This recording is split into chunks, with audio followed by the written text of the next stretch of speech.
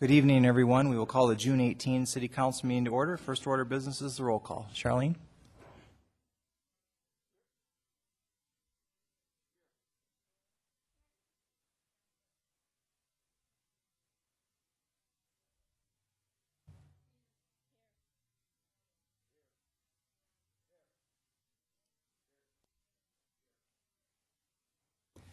Next order of business is the invocation, and we have Jared Strong from Bethel Assembly. Pastor Strong, everyone please rise. Thank you, Mayor. Let's pray. Lord, we thank you so much for the privilege we have to be part of this incredible city, Rapid City. We pray your blessing over this city and everyone who governs over it. God, we pray a spirit of honor from the people to the leaders of this city and from the leaders to the people. God, we pray wisdom over the mayor and the council as they make decisions tonight and look to the future. So, God, we pray that you'd be in the midst of everything. We pray your protection and your blessing over the city and over the people. In Jesus' name, amen.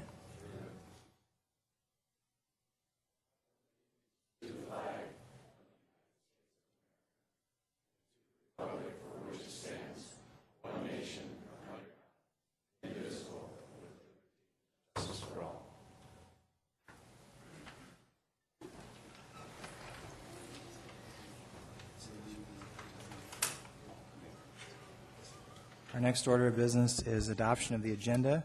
Are there any additional items to add to tonight's agenda? Any additional items? Seeing none, do we have a motion to, Richie Nordstrom? Thank you, Mayor. I do have one item to add to the agenda, just an announcement, if I may. Sure. And that's regarding the Journey Museum? It is.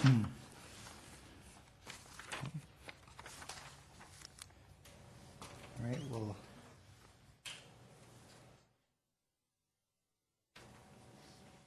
put that right after 72, under council liaison reports.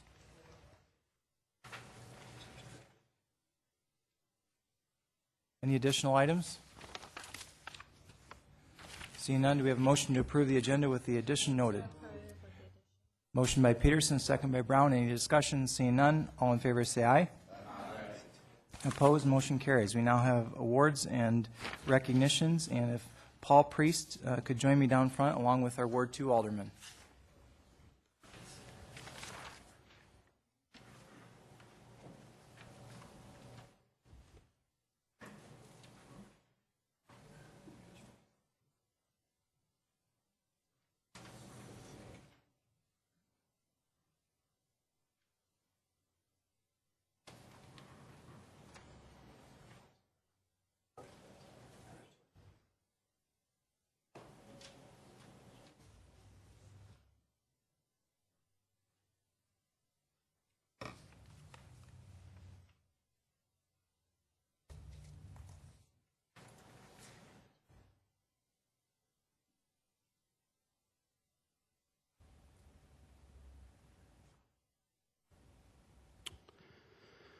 June 2012 Veteran of the Month for Rapid City, South Dakota. In partnership with the Veterans Coordination Commission, we are pleased to present the June 2012 Veteran of the Month recognition to Paul E. Priest. Paul was born on December 25, 1925 in Flint, Michigan. On the morning of December 7, 1941, he was at home when he first heard the news that the Japanese had attacked Pearl Harbor. Monday, December 8, 1941, President Franklin Roosevelt declared war against the Japanese Empire. Mr. Priest was a senior in high school. This would begin World War II and all that would follow. In the spring of 1942, Mr. Priest graduated from high school at Fort Sheridan, Illinois, followed by a draft letter from the U.S. Army in June of 1944. Mr. Priest completed basic training at Blandon, Florida, and was assigned to the 9th Armored Division as an infantryman. Mr. Priest landed in France, December 25, 1944, involuntarily assigned as a replacement crewman on a Sherman tank. He almost didn't make it to the Rhine River. After asking for another assignment, Mr. Priest was granted a move and assigned to the division's headquarters' company, performing reconnaissance patrols for the division. All 3 of the weapons he carried were retrieved from dead German soldiers. In close combat, his weapon of preference was his pistol. Mr. Priest was in the reconnaissance force, which operated in front of the division and always on the move. Mr. Priest fought for the bridge of Remagen with the 9th Armored Division. And then on March 8, 1945, 2 months to the day after the 9th Armored Division captured the Londendorf Railway bridge, German forces surrendered at Reims.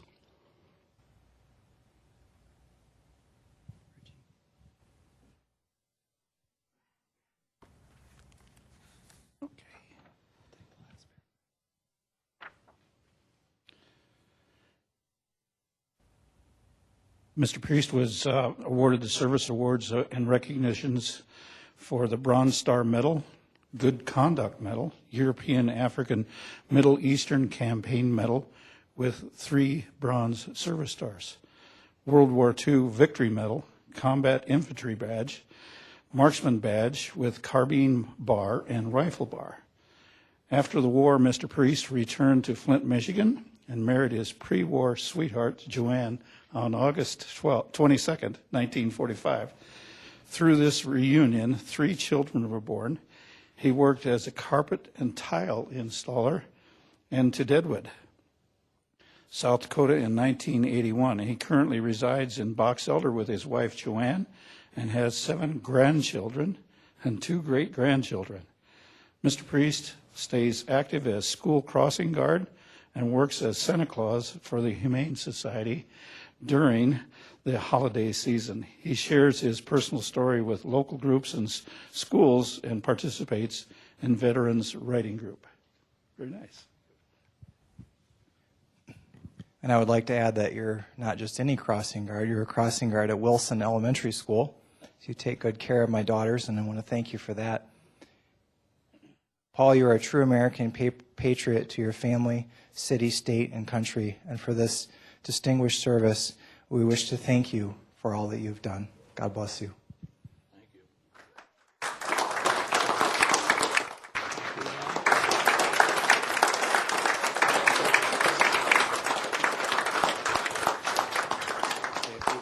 Well, I want to thank everybody for presenting me as Veteran of the Month. I enjoy being around and talking to young people about World War II, so I try to keep it alive as much as I possibly can. And I hope I'm around a few more years yet. Thank you. Thank you. Oh, can't leave yet.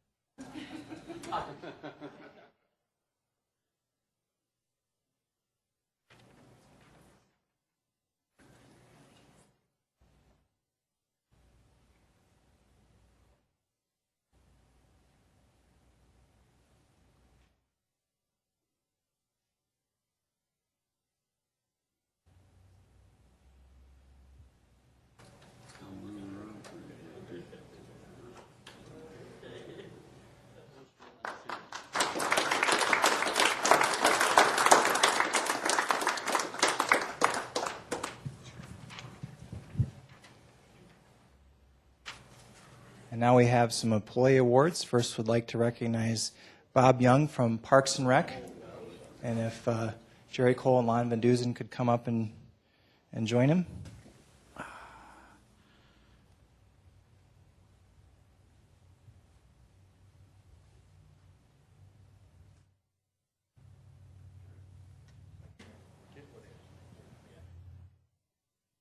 Bob, we want to take a moment to acknowledge your 20 years of distinguished service to the city, and we look forward to the next 20. And time flies. I remember you were one of the first city employees that I met in 2002 when I ran for the city council, and I just want to thank you for your many years of service to the community. And now I'd like to turn the floor over to Lon Van Duzen to say a few more words. Thank you, Mayor. I appreciate it. It's my distinct honor to be here again to recognize a 20-year employee at the Parks Department. We were just reminiscing a little bit before the meeting, and I think out of our staff of 20 at the Parks Department, over half of them have 20 or more years of service with the Parks Department. So very proud to work with this crew. Bob Young started as a seasonal employee in 1988, and he worked with what we called then our tree crew. And they were responsible for removing the diseased elm trees and the dead trees in the parks. And Bob worked on that crew for several summers, I believe, 3 summers, before he was hired permanently. And most recently, Bob has been responsible for making our playground safe for our children in our community. He inspects and repairs all our playground equipment. And Bob has a lot of other skills, too, in building, construction, and repair. And we're glad to have him on our staff. So on behalf of the city and the Parks Department, I want to thank you, Bob, for your service. I also want to acknowledge that Bob's wife, Pam, is here to accompany him at the meeting tonight. And so congratulations. Thanks a lot.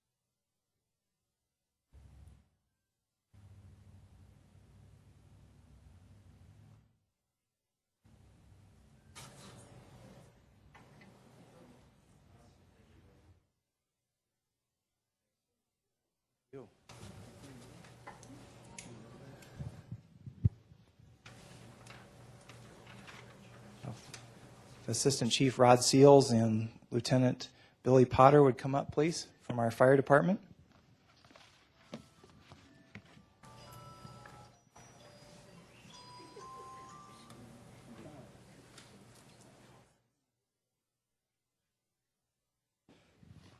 Lieutenant Potter, we want to take a moment to thank you for your 20 years of service to our community. And we very much appreciate your service. And Mike Maltevern couldn't be here tonight and sends his regrets. I'm sure you'll see him tomorrow or the next few days. But I'd like to turn the floor over to Assistant Chief Rod Seals, who would like to say a few words about you. Billy, I'd like to personally thank you for your 20 years of service to the department. Lieutenant Potter serves at our fire station number 6, which is our hazardous materials station. And he's tasked with not only running his engine company up there, but also he's the guy behind the scenes that pretty much keeps all of the hazardous materials monitors, all of that equipment up and running, and keeping it all up to speed, and always out researching new equipment out there, and really just is a tremendous asset to the hazardous materials team and to the Rapid City Fire Department. So with that, I'd like to thank you. Thanks, Chief.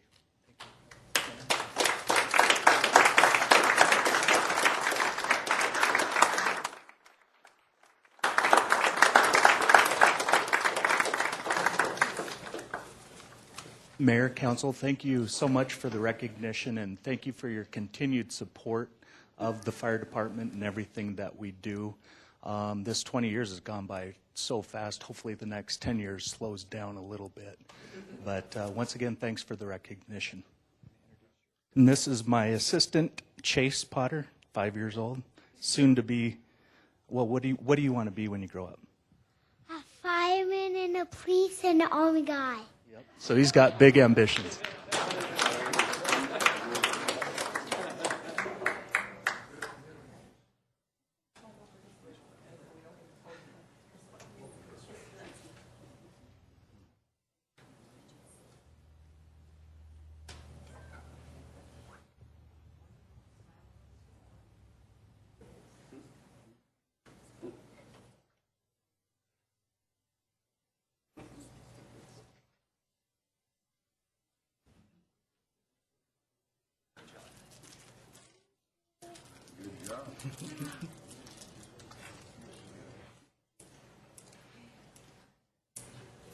And Karen Bowman, if you could come up, please.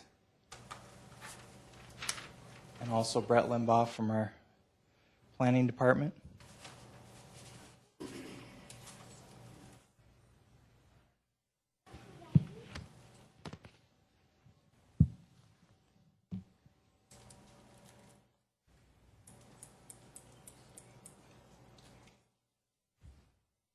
It's hard to believe you're leaving us.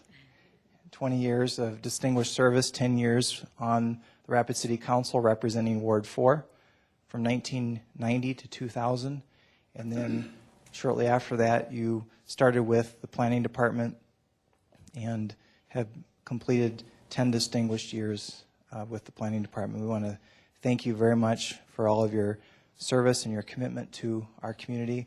We're going to miss you, and I'd like to turn the floor over to Brett to try to summarize your career with us. Karen and I were joking this morning about kind of the order in which things happened for her. She was a council person, then she was on the planning commission, and then she was with the planning staff, which seems kind of a reverse order of how you normally would do that.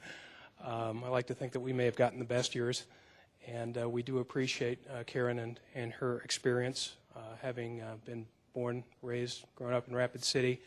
We depend on her highly. She wears a lot of hats for us. She is our expert in annexations. She does all our tax increment financing work for us, historic preservation. More importantly, she's a mentor to our young staff. She's a sounding board for all the rest of us, a voice of reason when we need it, and you will be sorely missed. And I know you're headed off to retirement, but I need to ask you not to go too far because we still need you, and we're going to rely on you in the future too. So please stick with us, and we look forward to working with you for many more years.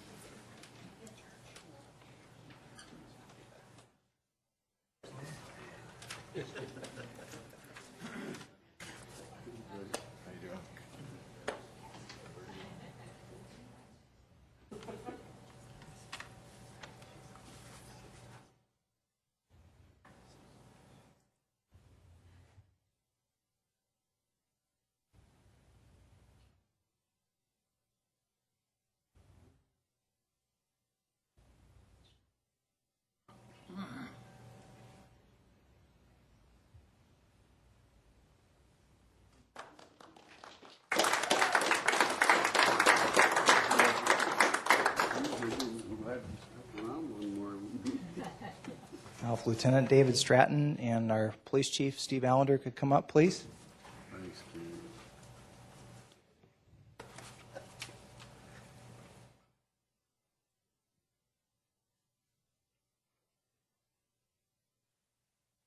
Dave, we want to take a moment to thank you for your 28 years of service. Close enough. And we're going to miss you, and we wish you all the best in your retirement. And Steve has been rehearsing some comments all day long, and so I'll turn it over to him for further comments. No, I did have to write some things down because I couldn't keep it all straight. Dave's been with us for over 27 years, but it didn't start then. Before that, before he came to us, he was an Aberdeen police officer for almost 6 years. And before that, he did a short term as the deputy chief for the police department at the South Dakota State University in Brookings. Before that, he was a patrol officer at the SDSU Police Department. And sometime during that era, worked as a part-time dispatcher for the Brookings Police Department for $1.10 an hour. Which was probably twice minimum wage at that time. While he was with us, of course, Dave was promoted to sergeant, went to work in our traffic section, was promoted to lieutenant, and has served as a member of our command staff for a number of years. The things he did in his spare time was that he was a DARE instructor, but more importantly, a DARE mentor, which is a big deal. All of the DARE instructors that go through the 2-week training in peer all get assigned to a mentor who help them through that course and who keep track of them in the years to come. And the DARE mentors really drive the success of the DARE program, and Dave was one of them. Very few people across the state get to serve as DARE mentor. He also served on the dive rescue team. He was a field training officer. And also very importantly was our department's representative and was one of the leaders in the state's efforts to support Special Olympics. Dave's been very committed to that and has done that organization and everyone else a great deal of honor. So thank you, Dave.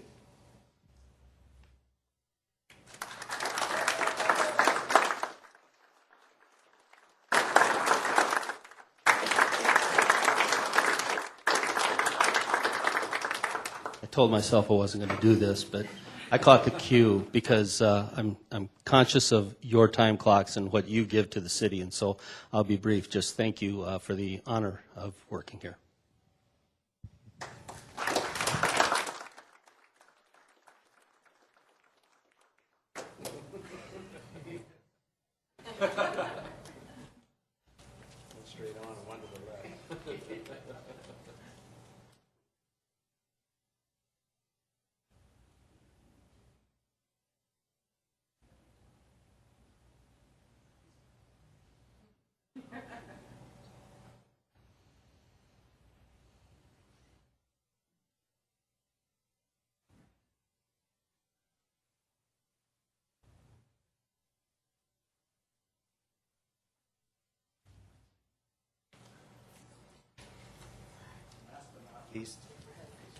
We have a Yard of the Month award. If Tim Piper could come up, and Kathy Robeson, if you could do the introduction for us.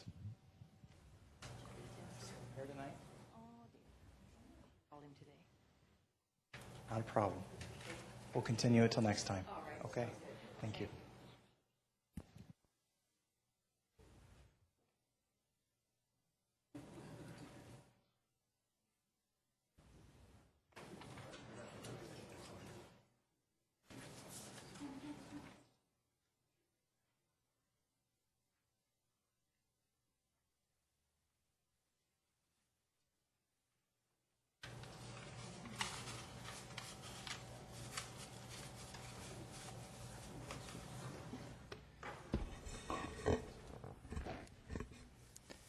Next order of business is an executive session for the purposes permitted by SDCL 1-25-2. Is Joel Landine? You could state the reasons for us, and then we'll ask for a motion. Yes, Mayor. The purposes of the executive session this evening will be discussed personnel matters and also pending or potential litigation. We have a motion by Mason and a second by Peterson. All in favor say aye. Aye. Opposed, motion carries.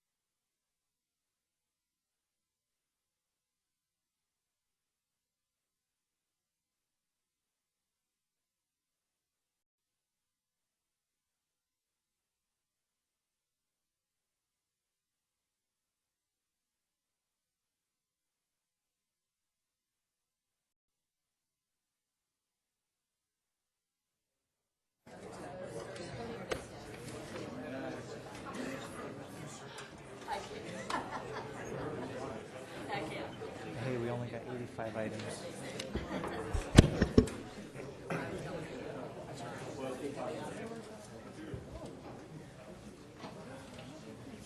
Welcome back.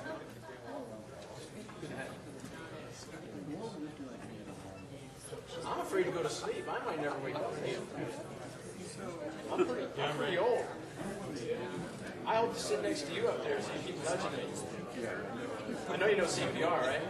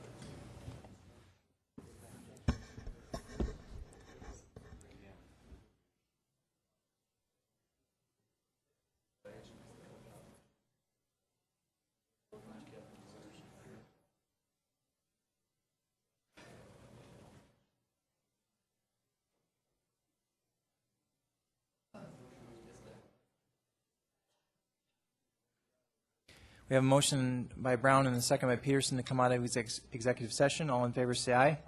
Opposed, motion carries. Joel. Thank you, Mayor. I will be looking for a motion to direct settlement with Jason Green per direction from Travelers and from outside counsel.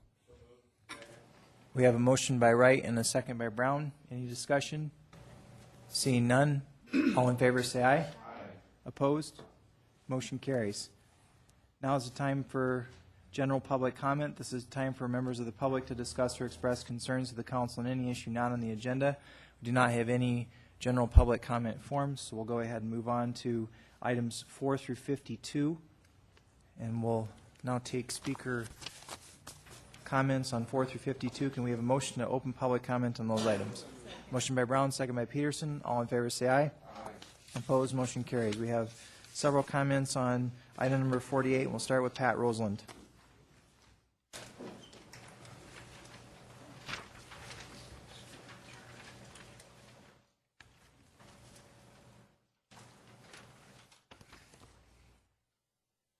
Mayor Quaker, council members, Pat Roseland, 1018 Fairview Street.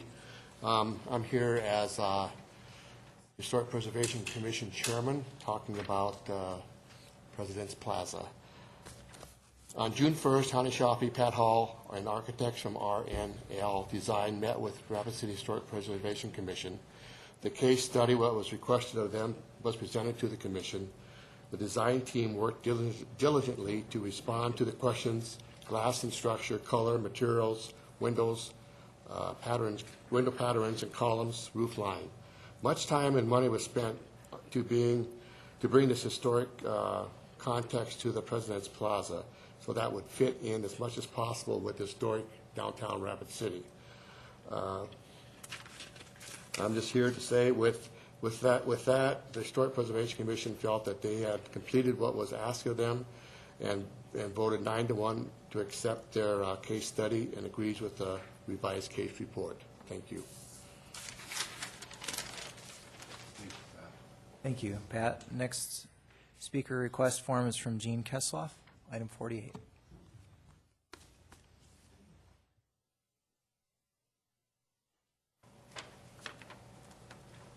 Hi, my name is Jean Olsen-Kesloff, and I'm here as a citizen.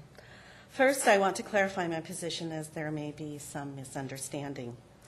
I am for a project on this site. I understand that there are economic benefits for a project on this site. I understand the need for more parking. I understand the need for a healthy and prosperous downtown. Historic downtowns are not museums. They can be fun, economically viable, sustainable places. Historic districts usually contain buildings of different architecture, showing the natural progression of building styles in the development of a city, sort of like chapters of our city's history. This will be a new chapter and probably the focus of preservation efforts for future generations. So the building needs to be of its time, but it also needs to be compatible in size, scale, and height with the existing historic buildings so that our city's unique heritage and cultural resources are safeguarded. Even though this is a surface parking lot where the buildings were demolished years ago, the property sits within the boundaries of the historic district. The proposed presidential plaza diminishes the historic significance of the Alex Johnson, the Duhamel Building, and of course our original City Hall, to name a few of the buildings directly impacted by this structure. The Office of History has found the proposed building to be an adverse effect, and per South Dakota codified law, the final decision is yours. And when you make that decision as a body, as a city council, and you know for certain that all prudent and feasible alternatives have been explored to minimize the effect of this structure to our historic district, then you should vote yes. In the words of Rapid City's own Donovan Ripkema, recognized as an industry leader in the economics of preservation structures, downtown is invariably where millions of dollars of infrastructure investments have already been made by previous generations. Let's protect those investments by making sure your decision today is based on the right reasons. I have worked very hard for the preservation of our history because it is a very important part of who we are. We want the same thing, a prosperous downtown.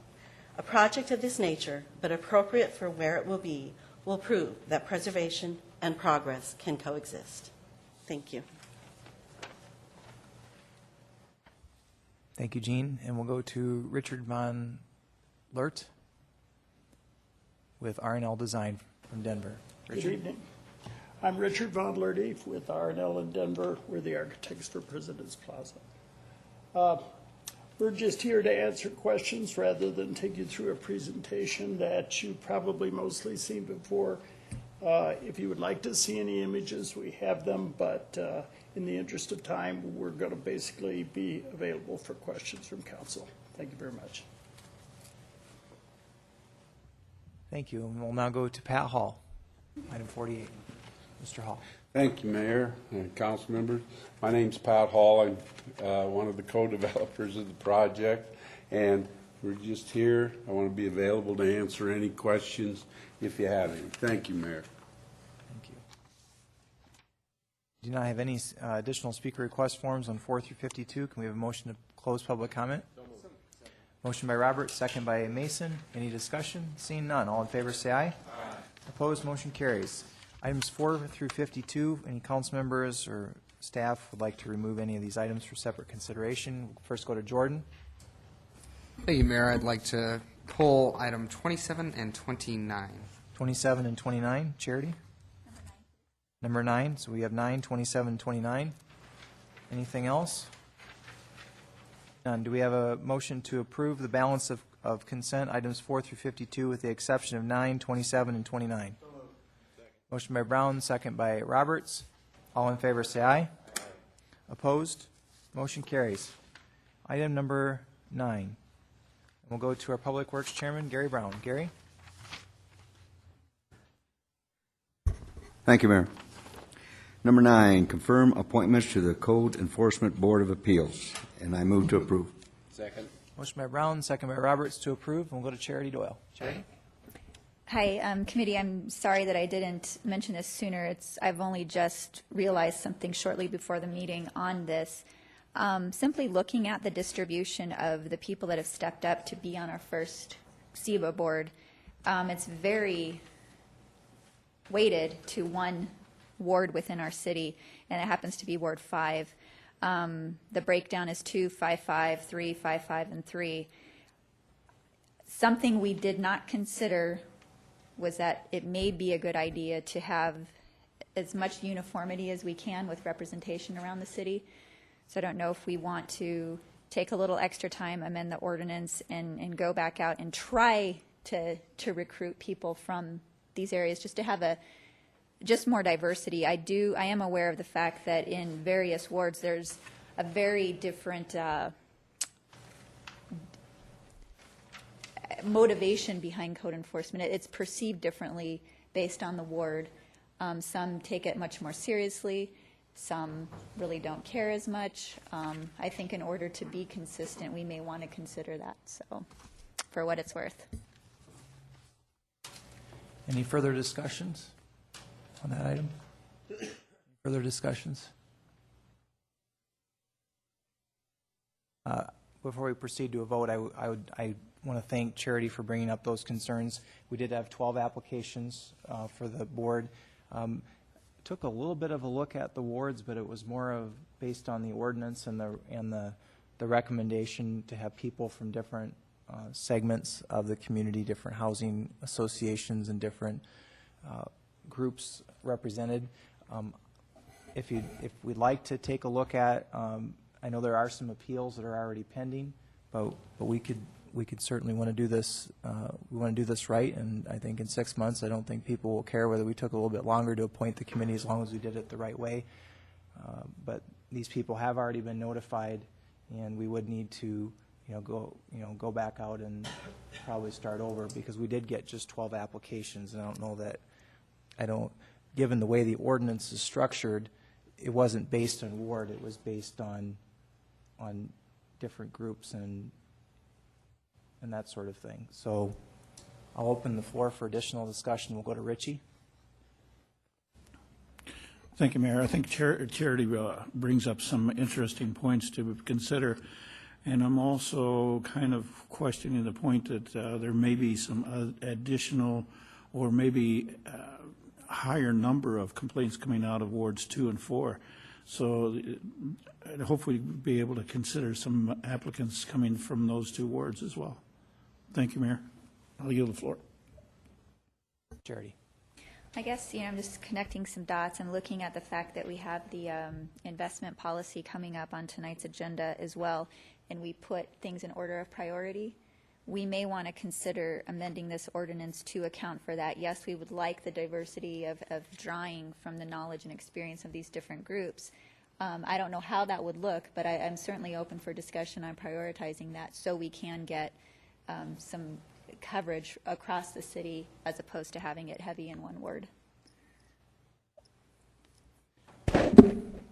Bonnie. I'd make a substitute motion to continue for 2 weeks. Would that be, no, you probably need a month. Well, the problem is that the ordinance, and this can be overcome, but the ordinance was structured to, let's go down the list here. Fred Eisenbrun works at Lakota Homes. Jim White would be the representation from the Beautification Committee. Mac Meyer from the building industry, I don't remember for sure which. Kim Schmidt, engineer. Diane Alberts, trying to remember. And so it was diverse, but it was diverse based on the requirements of the ordinance, which didn't include ward. So it would require I think what we could do is we could advertise more. We did do an advertising period, and we advertised it all over. It was in the Journal. We talked about it at other meetings and around town, but I don't know that we would necessarily need to amend the ordinance, because I think that we could still fit the spirit of the ordinance and have each ward represented. It just makes it a little bit tougher. But if you'd like to offer a motion to continue, I'll take a look at the appointments that we already have, which were 12 applications, and we'll see if any of the remaining applicants would help fit the spirit of the ordinance and what's been brought up here tonight without any further delay.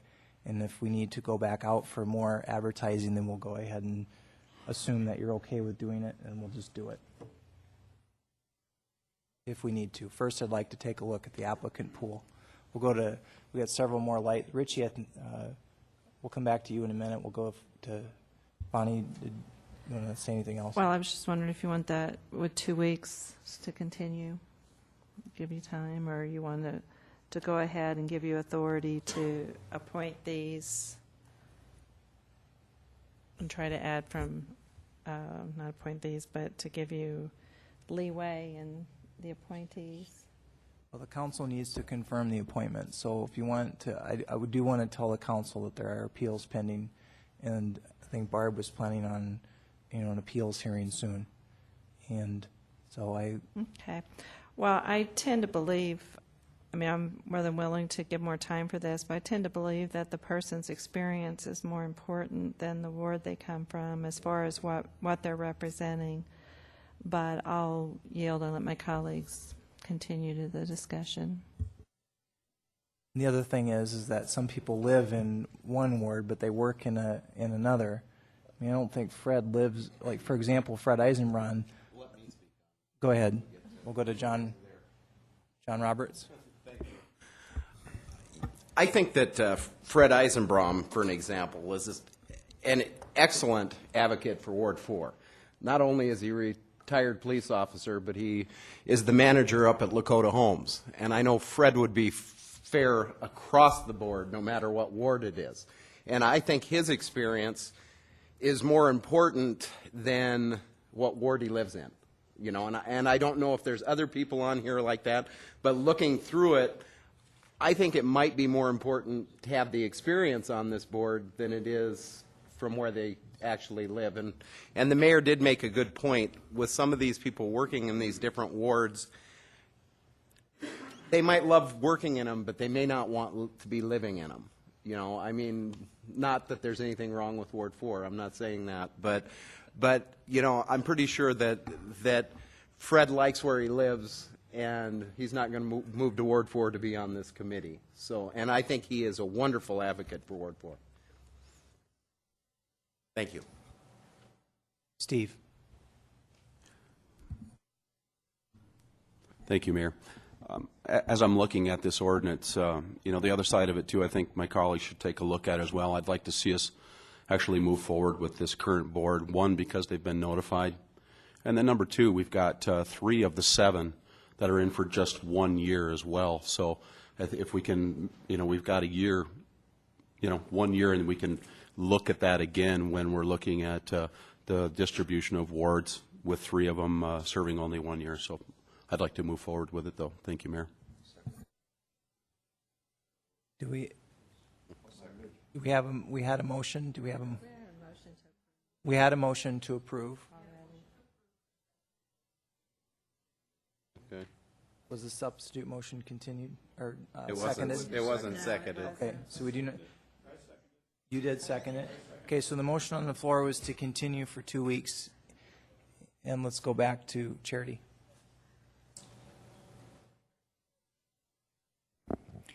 My only comment, I guess, to wrap it up, never have I been concerned about one individual person on this list.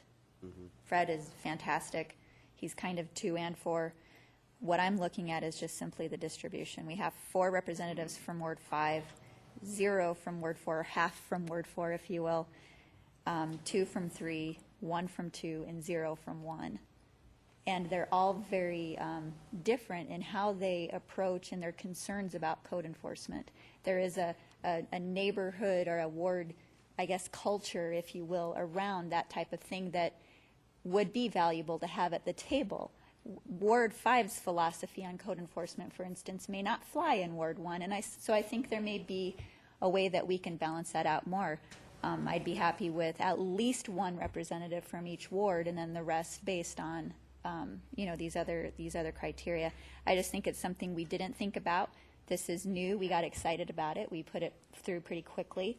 And I'm identifying now that there could be room for improvement and have brought it up for discussion purposes only. Thank you. Jordan. Thank you, Mayor. I guess just sitting here and listening to some of the discussion tonight, one of the things I guess I've learned, and a hard lesson, especially for those that are younger, is sometimes waiting and letting the right decision be made is the best decision to be made. Really, if it takes a little more time and it satisfies the requirement to allow a diversification of this board and appeal board, I don't really see anything wrong with that. And I guess after thinking about what Alderwoman Doyle's discussing, I guess it does have some merit. And if we're talking about a little more time, even though I may not be here, exploring the issue never hurts.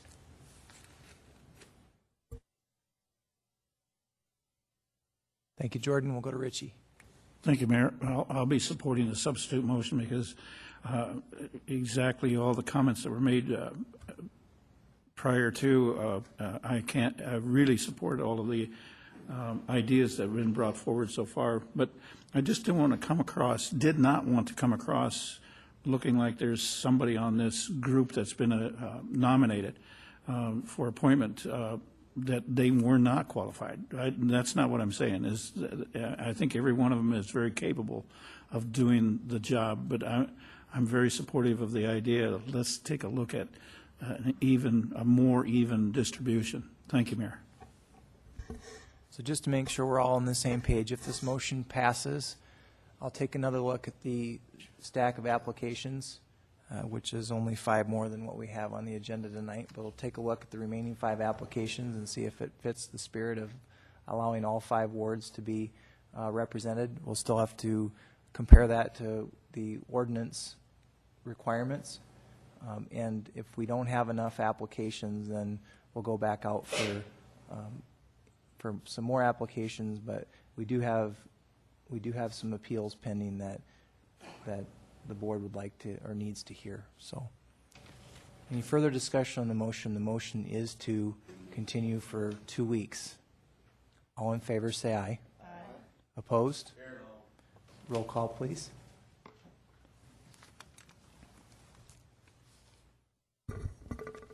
Peterson. Roberts. Aye.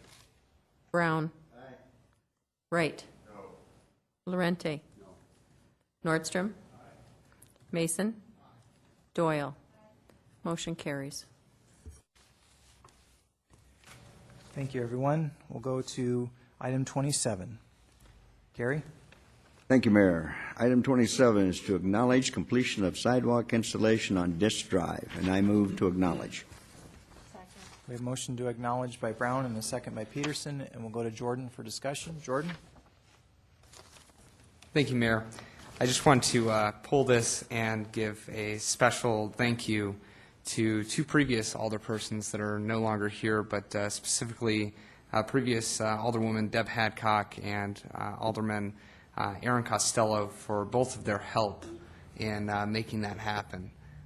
It was a pretty good sight to see over the weekend, seeing people walk on that sidewalk going towards the mall, and it was a good feeling. But I wanted to send out that special thank you to those 2 alderpersons that were involved. Thank you. Thank you, Jordan. We'll now go to Charity. Since it's been pulled and discussed, I just wanted to add for the record that I've had 3 different individuals approach me to ask who was responsible for doing that and to sing the praises of the council for doing that. So, Mr. Dunham, what it's worth, people are very appreciative of that sidewalk. Thank you, Charity. Any further discussion? Motion is to acknowledge. All in favor, say aye. Aye. Opposed, motion carries. 29. Gary? Thank you, Mayor. Number 29 is direct the City of Rapid City to proceed with negotiations to purchase the property at 3213 Dover Street, and I would so move. I'll second that. We have a motion by Brown and a second by Wright to proceed with directing the city to proceed with negotiations. We'll go to Jordan Mason. Thank you, Mayor.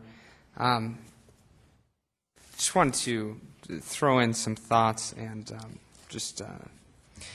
maybe some ideas to just think about as we proceed in the negotiations. I absolutely support starting the negotiations on this property, but I will say this has been a very complicated and interesting issue to look at. But I would say that I would really recommend to my colleagues to keep in mind to stipulate exactly why we're looking at this property and to specifically look at creating stipulations in the negotiations as to the uniqueness of this particular situation.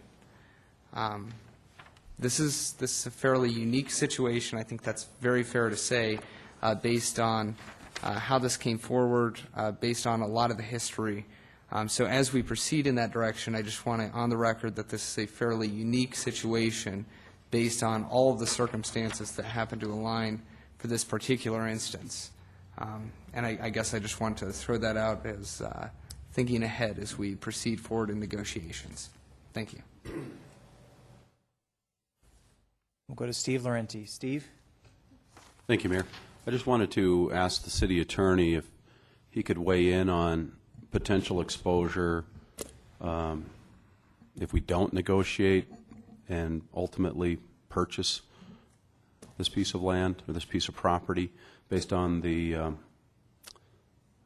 facts that have been put before us here. Wade Nyberg from our office actually did the specific research on the what occurred and what our liability would be, so I would defer to Wade. We'll go to Wade Nyberg. Thank you, Mr. Mayor. Looking at this, I think that the city's liability exposure is relatively minimal. Basically, the city's involvement would be issuing building permits, which we were legally required to issue. There's actually a limit on the amount of the building permits. Because of the floodplain regulations, we can only issue building permits up to half of what the value of the house was when it went into the floodplain. So once that value is maxed out, then we're required not to issue a building permit. But up to that time, we still are required to issue the building permit as long as it meets that criteria. So there were, I forget the exact number, 3 or 4 building permits issued. They have a checkbox on them that says yes or no for floodplain. And I believe there were at least, maybe even all of them were checked no. But as far as whether the city had a duty to check the right box on that building permit or affirmatively inform each successive property owner after it was placed into the floodplain is something that I don't think really would create liability for the city. Okay.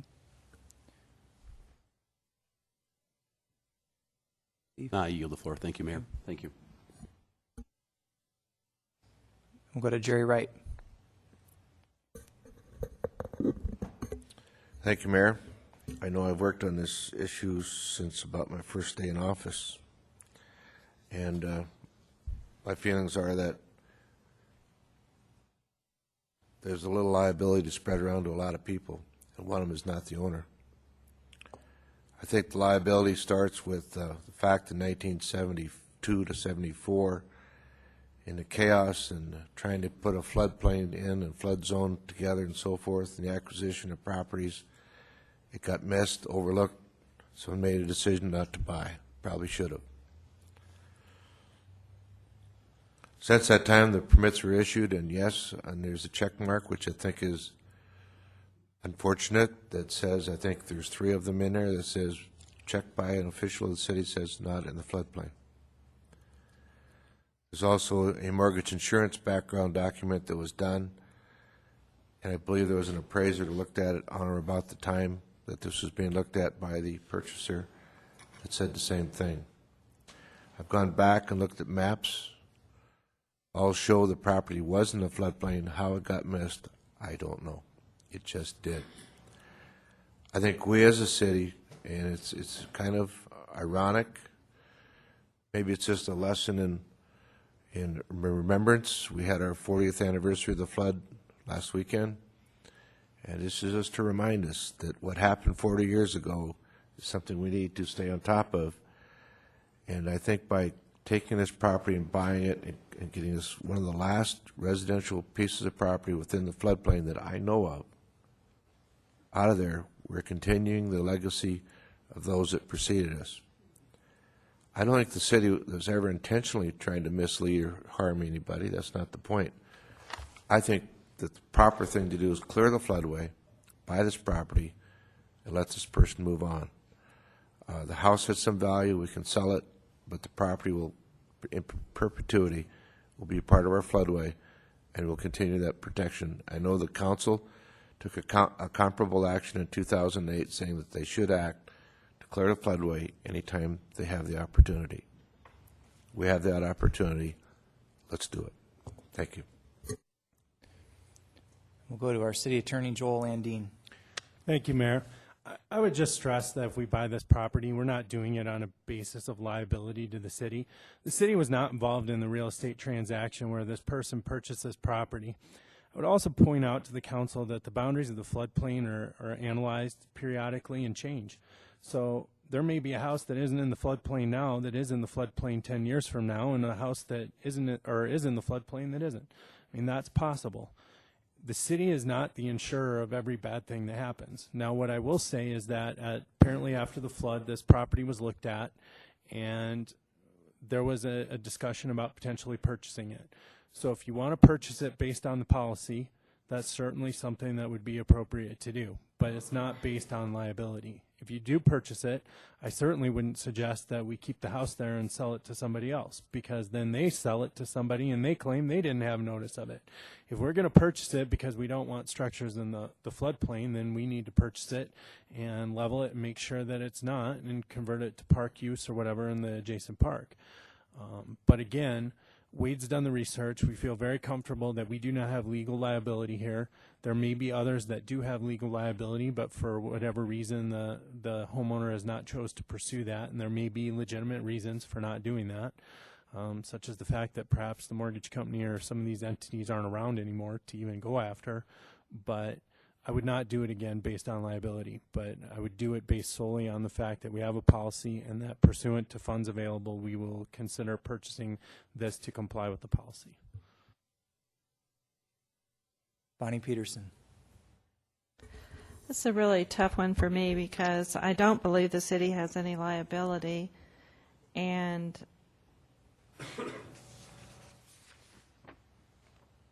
but on the other hand, I feel that because of the legacy of the flood, that we should likely go. I mean, I can definitely support going into negotiations on the property, but and revisit that once we know what the numbers translate to. But I don't know. I feel like if the title company or whoever, it seems like I said, there's other people that could possibly be liable. So on the one hand, I hate to spend our taxpayers' money, but on the other hand, I feel like we owe something to the people who were affected by the flood to make sure that we limit the potential damage in the future. Thank you. Richie Nordstrom. Thank you, Mayor. I was just taking some notes here while everybody was speaking here, and hopefully they will allow the negotiations, the rest of the council will allow negotiations to proceed, because I do agree with Alderman Wright that there is plenty of blame to go around for a lot of areas that need to be addressed in this point. But I think what it comes down to me is the final point is that floods are going to happen in this area. They're going to happen again. It's been proven by the USGS, and especially if somebody is allowed to sleep in a basement that is in a flood zone, then that's only leading to worse case scenarios. So the other factor we have to consider, and I'm hoping that once we get negotiations underway, then we'll have to worry about where the funding source is going to come from on that. So hopefully this will allow us to give us the time to review our budget and see where and if that funding source is going to be made available from. So there's a couple of other things and concerns that I'm worried about, but at least at this point, let's allow the negotiations to proceed. Thank you, Mayor. And we'll go to Gary Brown. Sorry. Thank you. The motion is direct staff to negotiate. To negotiate. That doesn't mean we're going to get anything done. So I don't know what we're quibbling about. The motion is to let staff go out and try and put the final nails into this thing to get it done. So I think it's time that we move on and let's get this thing voted in. Let's let staff get to work on it. If it doesn't work, they're going to bring it back to you. So we've gummed this one enough, in my opinion. So let's move on. Thank you. Go to Charity Doyle. Okay. Jordan Mason. Thank you, Mayor, and I'll keep it brief after my colleagues' comments. I just want to say that I agree with our city attorney that I don't think that we should be doing this because of liability. I think it's very clear from documents that were sent out to MISGRO, dated September 7th, 2011, as well as going back to May 6th of 2011 from not only Mr. Neidberg, but other staff members in our city, clearly stating the reason, but in addition that Mr. Demersman also points to the ordinance that allows changes to nonconforming structures not to exceed 50% of its value at the time. So clearly we did have to issue those building permits, and I just wanted that on the record that I think it's a much more complicated issue because sometimes both people are right. Anyway, thank you. Jerry Wright. My last comment, of course, is that the structure, of course, would be removed and it would become a pure floodway area. With that, thank you. Gary Brown. Call the question. Question's been called. Are there any objections to calling the question? No objections. We'll proceed directly to the vote. What's his last time? All in favor, say aye. Aye. Opposed? Motion carries. We're now at the end of consent items. We're now on items 53 through 72A. We have a motion to open public comment on those items. Second. Motion by Mason, second by Roberts. All in favor, say aye. Aye. Opposed? Motion carries.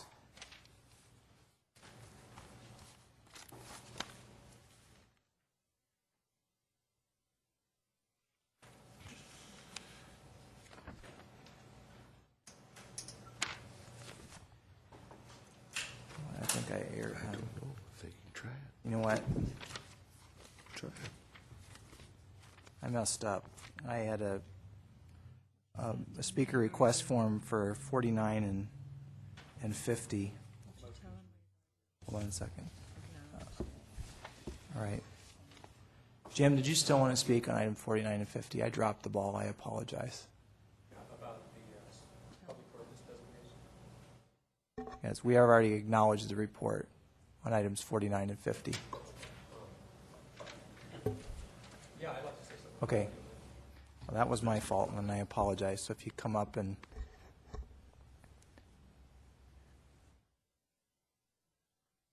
Good evening, ladies and gentlemen. Jim Peterson. This public purpose designation has just been a Pandora's box since its inception, and we all recognize why it happened. But one of the primary concerns expressed by this council and the previously seated council was that we have an even playing field between public and private sectors. That is to say, we operate on the same set of rules as far as our signage is concerned. So what has happened now is we're going to do away with this special designation so that we all work at the same set of rules. Epic Outdoor Advertising wants to keep that designation so that they keep the special dispensation that they have. So if you do that, what you do is not only did you not level the playing field between public and private sectors, but you've given a private party a competitive advantage over their competitors, because the other digital folks, the other digital signs operated by Lamar, will have to fall under the code, and Epix won't. So I don't see how you could possibly consider giving a private company a major leg up on their competition, when the whole point of this exercise was to level the playing field for everybody, including the city. And when you consider the history that these signage, these 5 digital billboards that we're talking about here, that have the special dispensation, were put up without a building permit, without permission. They just popped up like mushrooms. And then after the fact, the company came to the then City Council and said, well, I fall into this special dispensation, and so we want. And the council, the City Council then rolled on that, and they let them do it. If I would have been on the council, I would have said, take them down and do the proper procedure. But that's where we're at now. So, but the negotiation there, basically a contract, I don't know if it's in writing or verbally, but the contract was, between the city and that company, was that because they were given special dispensation to put the signs up, not any particular way to operate them. And that's what you're doing now with this code. You're changing the code to, change the operation, the size, all that sort of thing. That's what we're doing now. That's a totally separate issue from this. What the agreement was, that if you get this dispensation and leave those signs in place, that you'll give this 1/5, 20%, 12 minutes per hour of public purpose advertising. So that was the agreement, to put them there. Has nothing to do with the operation per se, if they got motion or anything like that. So it seems to me that agreement should stay in place, because it was the agreement to put them there, but they should not get a special dispensation by keeping this in place and giving their competition an unfair advantage. Thank you. Thank you, Jim. Any further discussion on that item? They were already acknowledged by the council, so we'll go ahead and move on. Item number 53. We'll go to Troy Erickson for public comment. Item 53.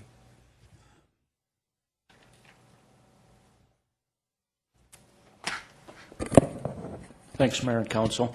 I think I'll make mine brief. I've sent many emails to Legal and Finance. I think they started back in January when this proposed ordinance was come up. I guess I better state my name for the record. Troy Erickson, and I work for MG Oil in Rapid City. We're a casino operator. First of all, I'd like to say I think proposed ordinance 5776 is a bad ordinance, and our company and myself is opposed to it. I'd like to say that we have a use and review process that I believe works very well. It's worked since the year 2000. Back at that time, I think the city went and said we're getting too many casinos in this area, and they kind of put a moratorium on and said the licenses that are out there. That's the perfect number.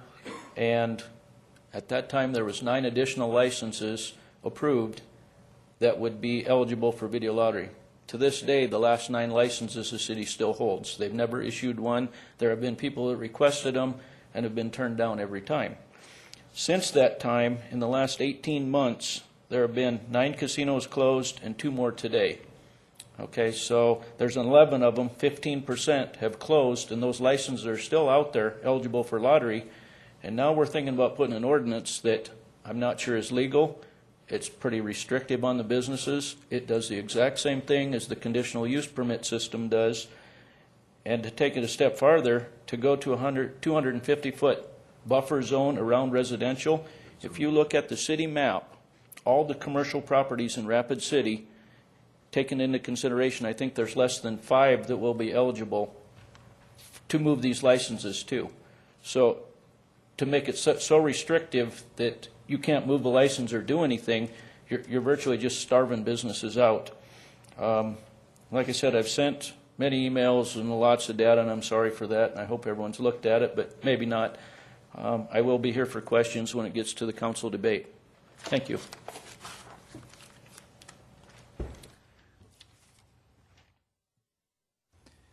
We have Terry Olson, who would like to talk on items 58 through 60.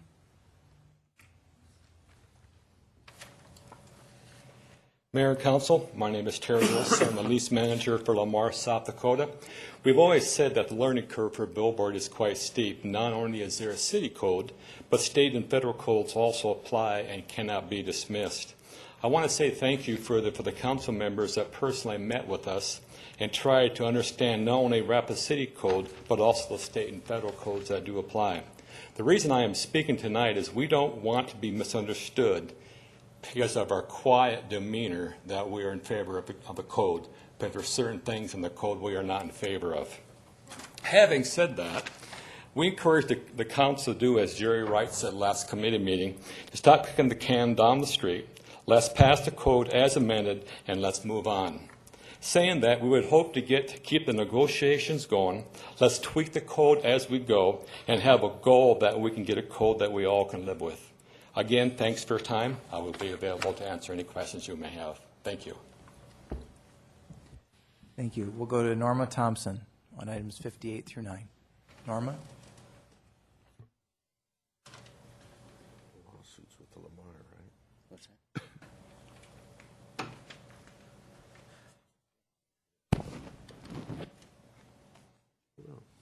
I'm Norma Thompson, and I just wanted to be brief. I am proud of Rapid City, and I know that we can't have a complete ban on billboards statewide, such as Maine, New Hampshire, Alaska, and Hawaii have. But I would appreciate you folks' support in approving the regulations for billboards, which will further enhance Rapid City's appearance for our citizens and those who come here as visitors, tourists, and businesses. And last, I would like to reduce the billboards distractions for the vehicle drivers. And I want to say I sincerely appreciate your support for improving these billboard improvements that we would like to see done. Thank you, Norma. We'll now go to Jim Peterson. Items 58 through 60. I didn't forget you this time. Jim Peterson, again. Yeah, I appreciate the long slog through this issue of it. It's so complex. We've been at it for years. We've spent hundreds and hundreds of man hours. We being Scenic Rapid City and the people with that. We worked at the county level, and we've spent so much time on this, so I can imagine you trying to catch up with us.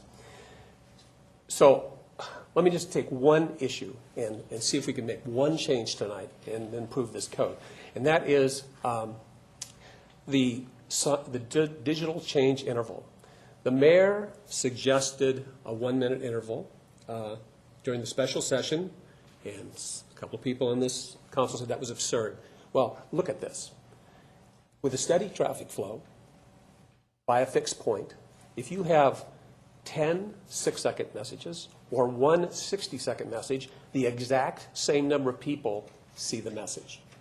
So what you've done is you've eliminated that switch by a factor of 10.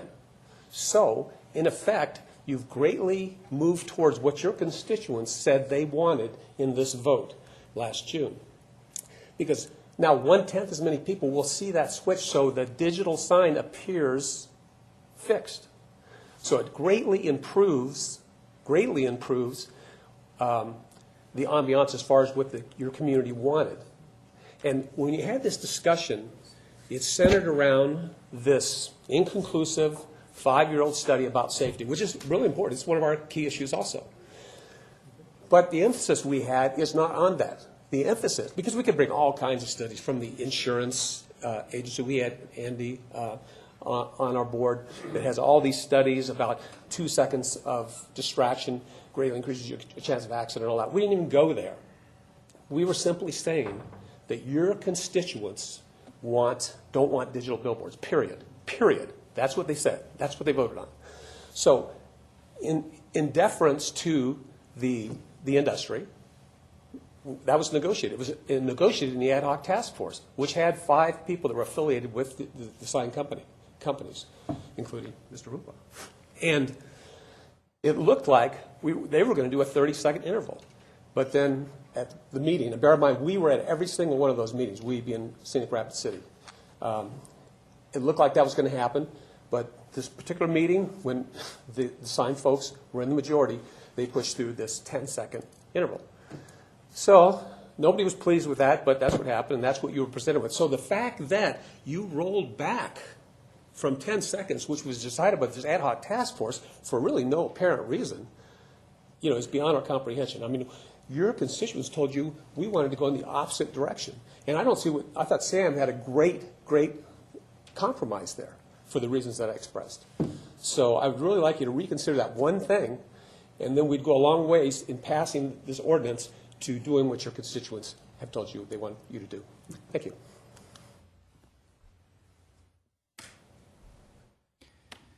We do not have any speaker requests, any additional speaker request forms. Did I miss anyone? Okay. We have a motion to close public comment on 53 through 72A.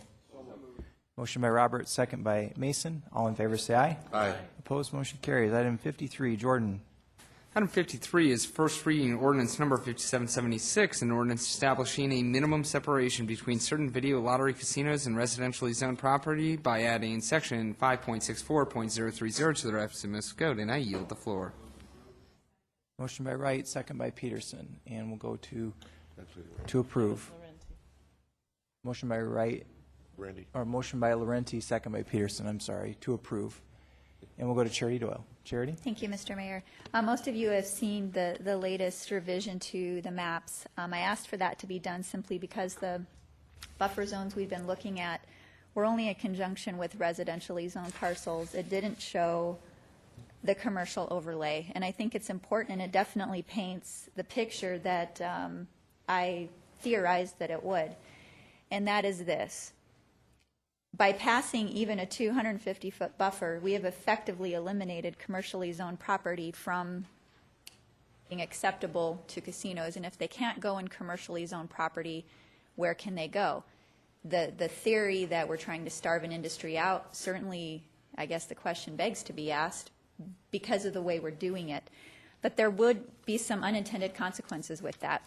Let's say that you have a neighborhood that falls 255 feet or 300 feet away from a casino, and that's the safe zone. So you would see an increase, a high increase in casinos moving to that area. So now the person who's 255 feet away from the nearest casinos could have 3 and 4 and 5 casinos in their neighborhood as opposed to the one that's there currently.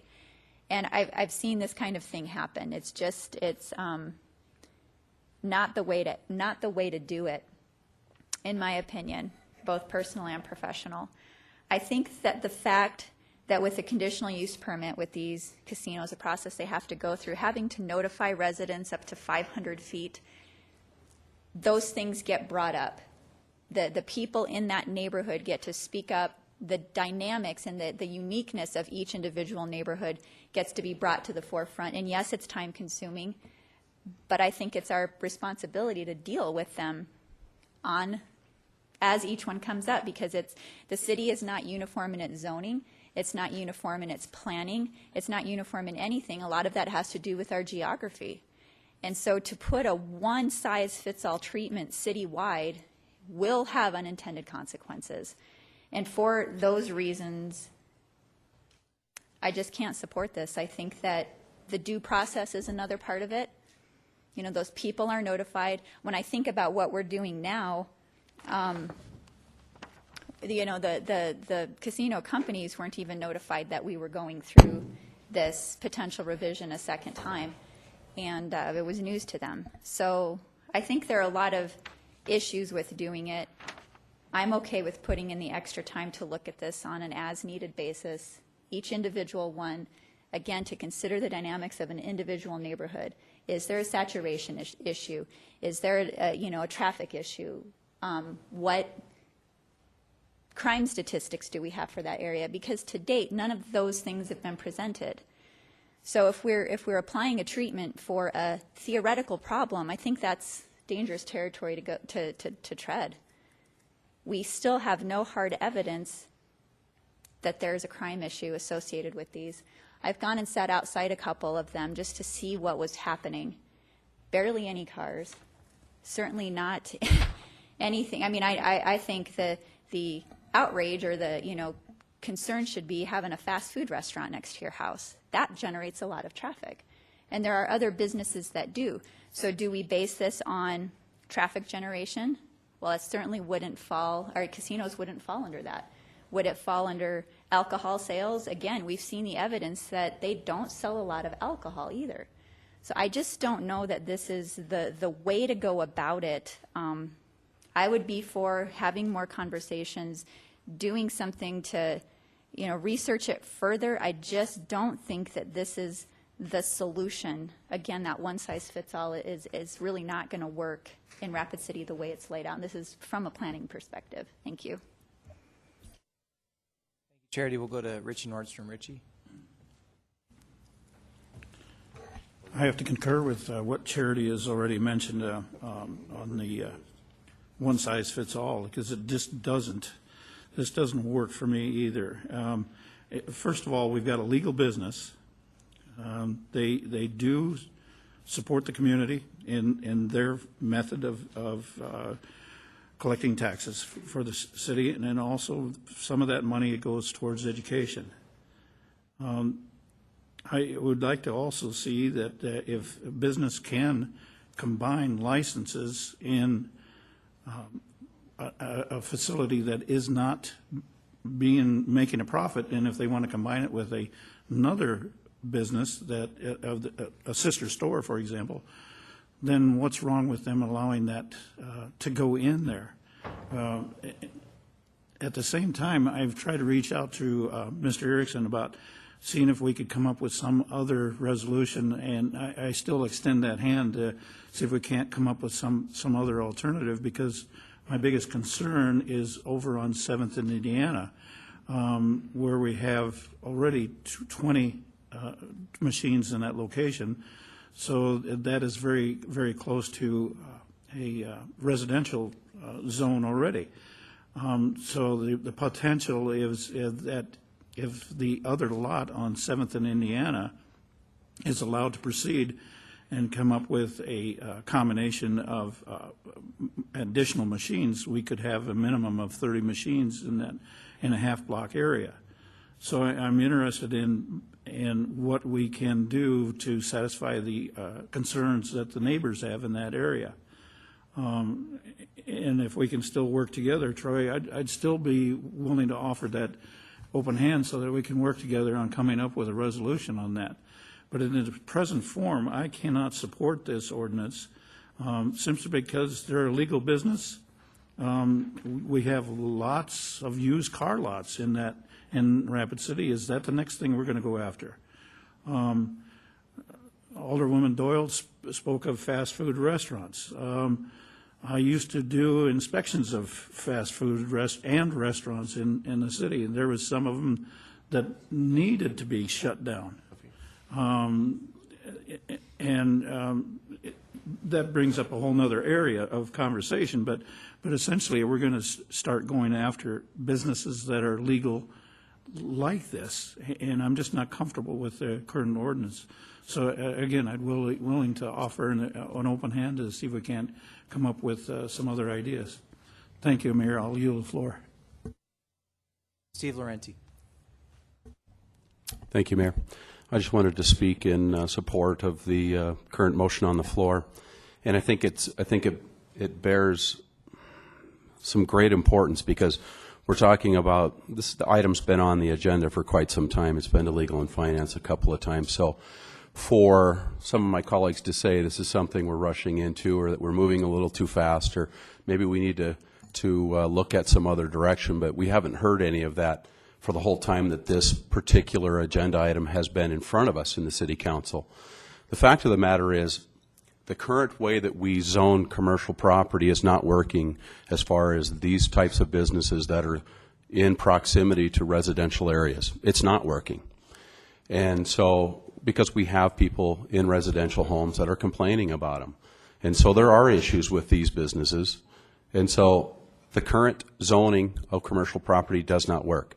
This is a logical step forward in creating and zoning, which is something the city should do in the first place. So this ordinance is a logical step of the zoning of commercial property. It just takes the zoning one more step. This isn't a barring of certain businesses. These businesses will continue to grow. As the city grows, there are commercial properties undeveloped, and there are plenty of those commercial properties where they can build another video lottery business that is not within 250 feet of a residential area. So I just want to dispel of that. There will be growth in the video lottery business, just not within 250 feet of a residential area. That's what this is all about. And so that's what this proposes to do, is to take zoning one step further.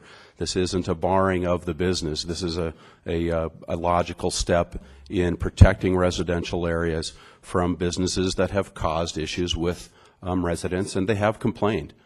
I've heard many complaints from constituents, and so there is complaints out there with these types of businesses, and so I will be supporting the motion. Thank you, Mayor. Jordan Mason. Oh, how I am going to miss debating this issue. At any rate, I'll take another whack at it. Just as a quick response and quid pro quo to my colleague, Mr. Laurenti, as always, I'd just like to quote a fairly familiar decision that got passed down in our state. But the Supreme Court of the state of South Dakota happened to say that solely based on a few neighbors' general concerns that a new casino might cause problems, that was an adequate cause to make any decision. As a matter of fact, they went on to say that the council did not link the public comments or any other evidence to back the ordinance language. And I get what you're saying, but unfortunately, just because you believe an industry may have wrong associated with it, until you have some sort of evidence to back that up, that's not the way this country runs, and it shouldn't. We shouldn't be sitting here making some sort of ordinance or law because one person believes one way versus another. That's not the way this should work. There should be some sort of standard for empirical evidence or empiricism. There's a word that's been lost for a long time. The fact of the matter is this is clearly, and I just want to make out a couple of points. We're trying to correct a problem where we got nailed. I'll say it. I got nothing to lose here. We made a bad call. We got nailed. It went downhill. That happens. What bothers me is in the start of this ordinance, we pick out video lottery in conjunction with retail liquor.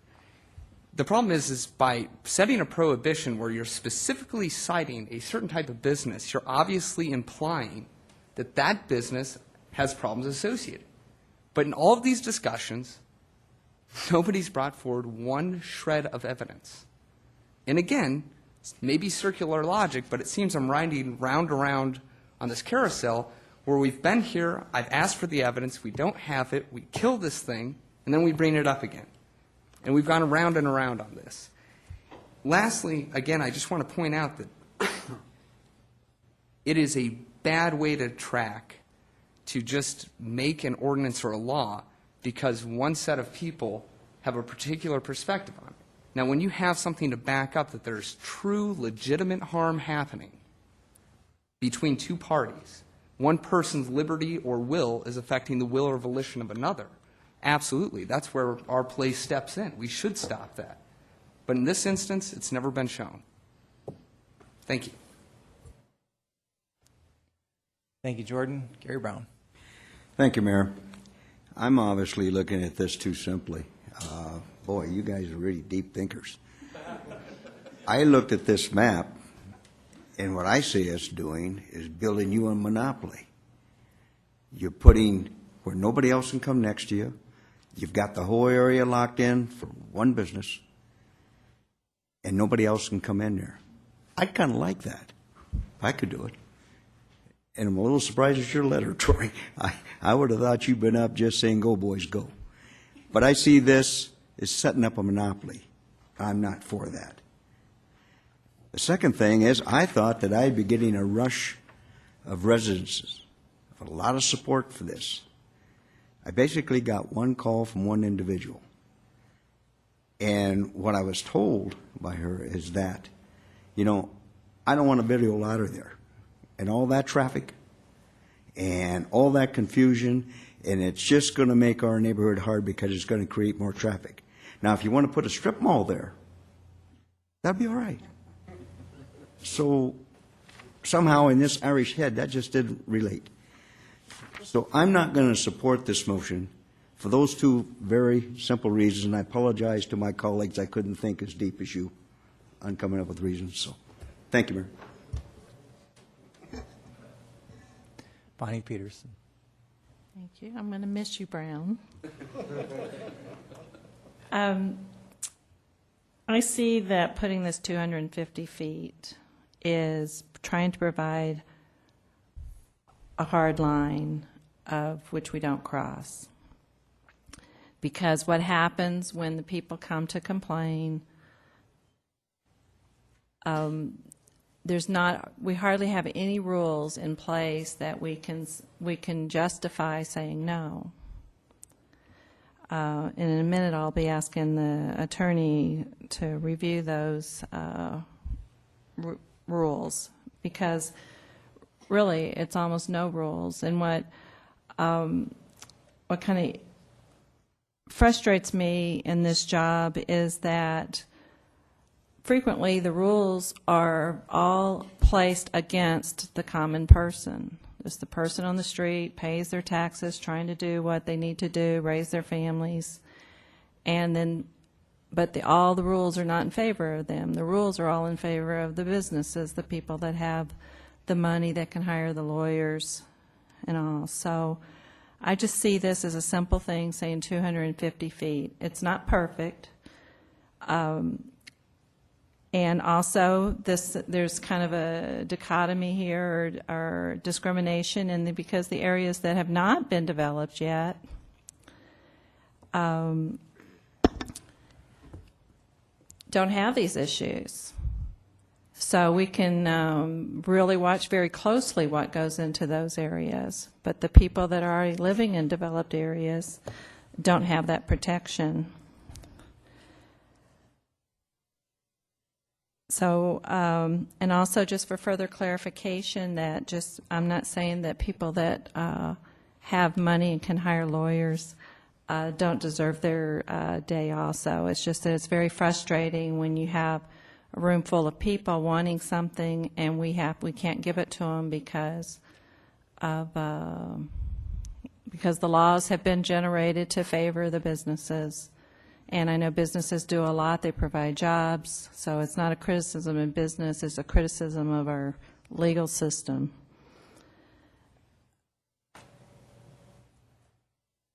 So anyway, I'm going to support this. I think 250 is just small potatoes.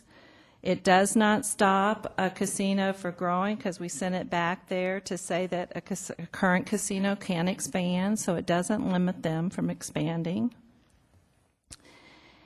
And Joel, if I may, Mayor, Joel, can you tell us what rules we have available to when we come for a conditional permit use for this? Keep in mind, there's no conditional use permit for a video lottery casino. It's all tied to alcohol. One of the issues is that generally when people come to speak on one of these, they want to talk about the casino issue, and that isn't one of the criteria for evaluation. It's the alcohol license. You have to issue the license, and I believe it's unless you find that it'll substantially decrease property values or cause blight, or some of the language. And the problem in the MJOL case was that there was, other than anecdotal testimony from the neighbors, there was no evidence that any of that would occur. In fact, some of the testimony from the police department is that there weren't additional calls or anything like that. in defense of our legal system, the way it's set up is not to defend necessarily businesses, but people's property rights. The idea behind what happened in the MJ Oil case is that somebody who owns a property cannot be prohibited from using that property for a legal purpose just because people come and aren't happy with that use. As long as it's a legal use, they can use that property that way and there was those few specific findings. Now this would actually regulate the video lottery casinos so that they could not be located within a certain distance. But the presumption then would be if they were outside that distance, the next argument you're going to see, although I wrote language into it which said that it doesn't in any way negate the conditional use review where you look at the appropriateness of the alcohol license, but kind of the flip side of this is going to be anybody that comes in and they're beyond 250 feet from a residential area is going to argue, well, you created this buffer and I'm outside it, so I must be good. So that's something else to consider. But Well, the fact is that right now they're good regardless. Unless somebody, and I understand your frustration, where I would be frustrated, one of the arguments that our office raised in the MJ Oil case is that it is difficult. How do you provide evidence without hiring an expert to come in and testify and say, here's what happens with casinos, and provide that empirical evidence that Alderman Mason is talking about? Obviously, that's expensive, and a group of neighbors may have difficulty doing that. So where do you balance a person's property rights versus the ability of people to come in and try to affect what's going on in their neighborhood? And it's a difficult question. But the courts have said when all you have is the neighbors coming in saying we don't want that, and there's no evidence to support what they're saying, that clearly that isn't going to work. This would take that out of the equation and would just say, if you're this close, you can't do it. And beyond that, that's what I personally, thank you, Joe. That's what I personally see as the beauty of this.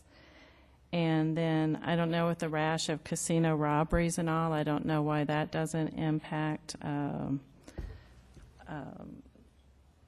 safety issues that should be concerning to people that live in residential areas.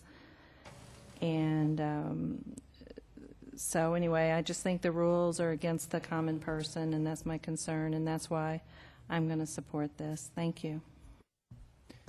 Thank you. And if it's okay, I'd like to say a few comments before we take the next round of speaker lights. First of all, we have 8 council members here tonight. This still needs 6 votes to pass. I'm pretty good at counting by now. This doesn't have anywhere close to 6 votes. So I don't think we should belabor the discussion too much longer. I do have a couple of comments that I would like to make. First of all, this was an effort to listen, Charity, and I appreciate your concerns, Charity, and your thoughts on this. When you mentioned that we need to listen to the residents and take this I'm paraphrasing, on a case-by-case basis based on the demographics of the neighborhood and the concerns brought up by the neighborhood, we've tried to do that, and that's what I want to be able to do. I don't want to have to do any of this. I want to be able to go back to the way we had been doing it, where we could listen to the neighbors when there was an application and make a decision based on that particular situation. And it's been proven that we can't do that. We lost. This was an effort from a leadership standpoint to try to address that situation. And Charity, I appreciate your comments on needing something that's uniform. I'm not sure how we do that without a one-size-fits-all solution. You can't have uniformity if you don't have something that fits over in the entire city. Regarding due process, I believe that there's been plenty of due process. This has been discussed at length. And this was an effort to try to respond to the concerns that have been raised, because the next application, and it could very well be from the South 5th Street neighborhood when there's a new casino proposed and citizens line up expressing concerns and call their council members based on the precedent that was set on North Haines, we don't have much of a chance. And that's why this is about us as leaders trying to find a solution which isn't perfect, but we believe that it's legally defensible.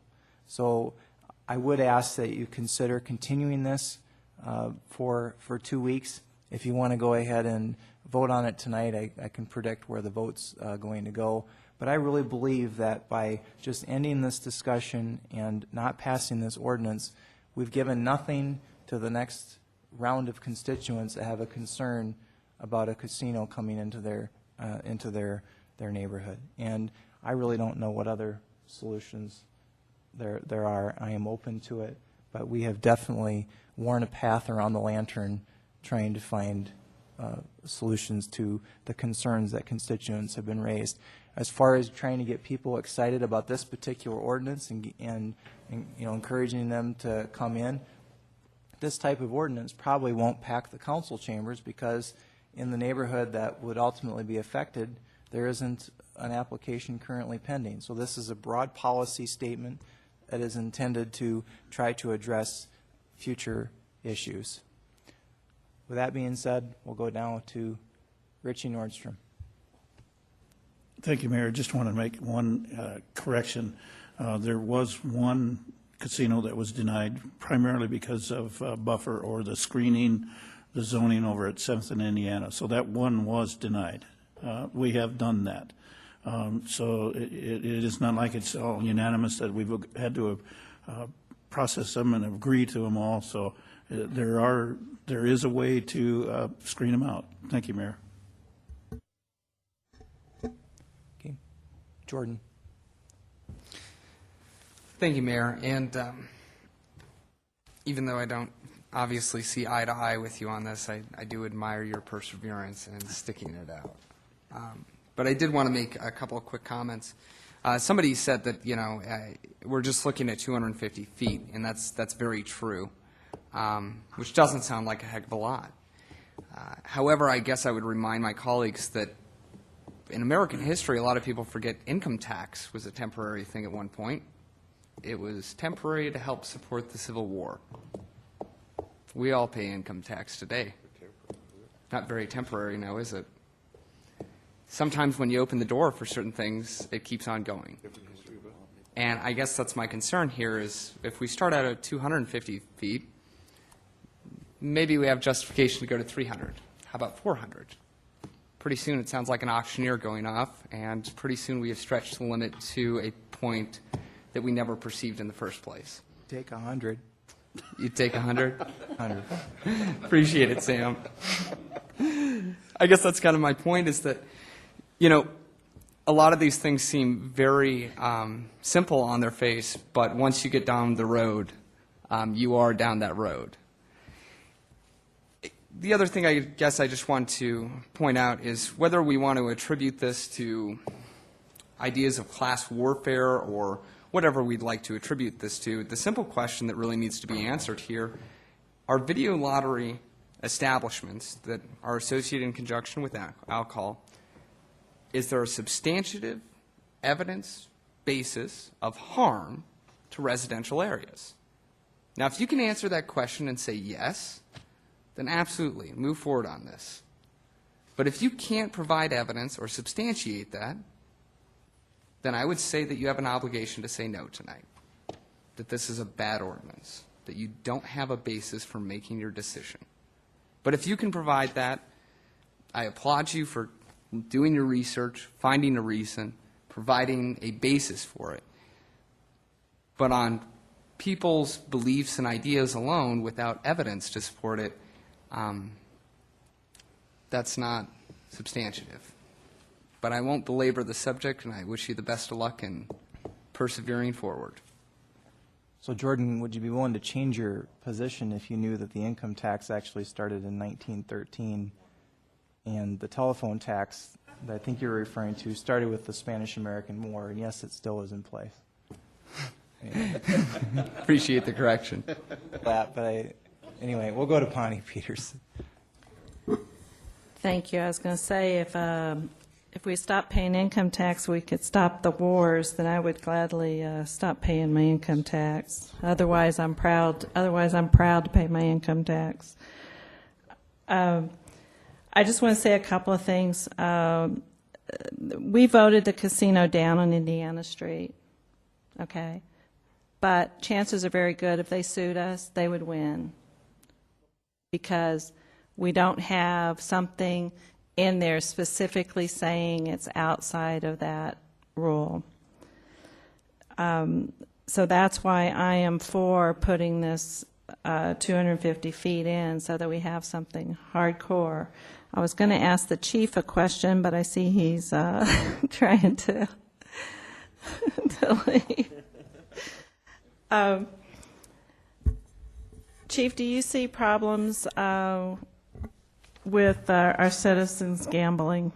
I mean, as far as hardships on families and things like that that you deal with in your line of work? Well, I didn't expect that question. Yes. Gambling's hard on people. It's hard on families, makes our jobs more difficult. We've had to add staff to accommodate the video lottery when it was legalized. We work financial crimes every day, somehow related to a gambling addiction, whether it's local or Deadwood or whatever, but gambling is an addictive event that bleeds over into public safety. Do you see that people walk, that don't have a car or whatever, will walk to these casinos that are in their neighborhoods? I can't really answer that. Okay. My point in asking this is there's evidence, plenty of evidence in this city that gambling is addictive and is harmful to our citizens and our children. I think the last time we discussed this, one of the police officers talked about children at home, 3 little kids home starving because mom had gotten her paycheck and spent it all the day she got it, and there were no groceries in the house.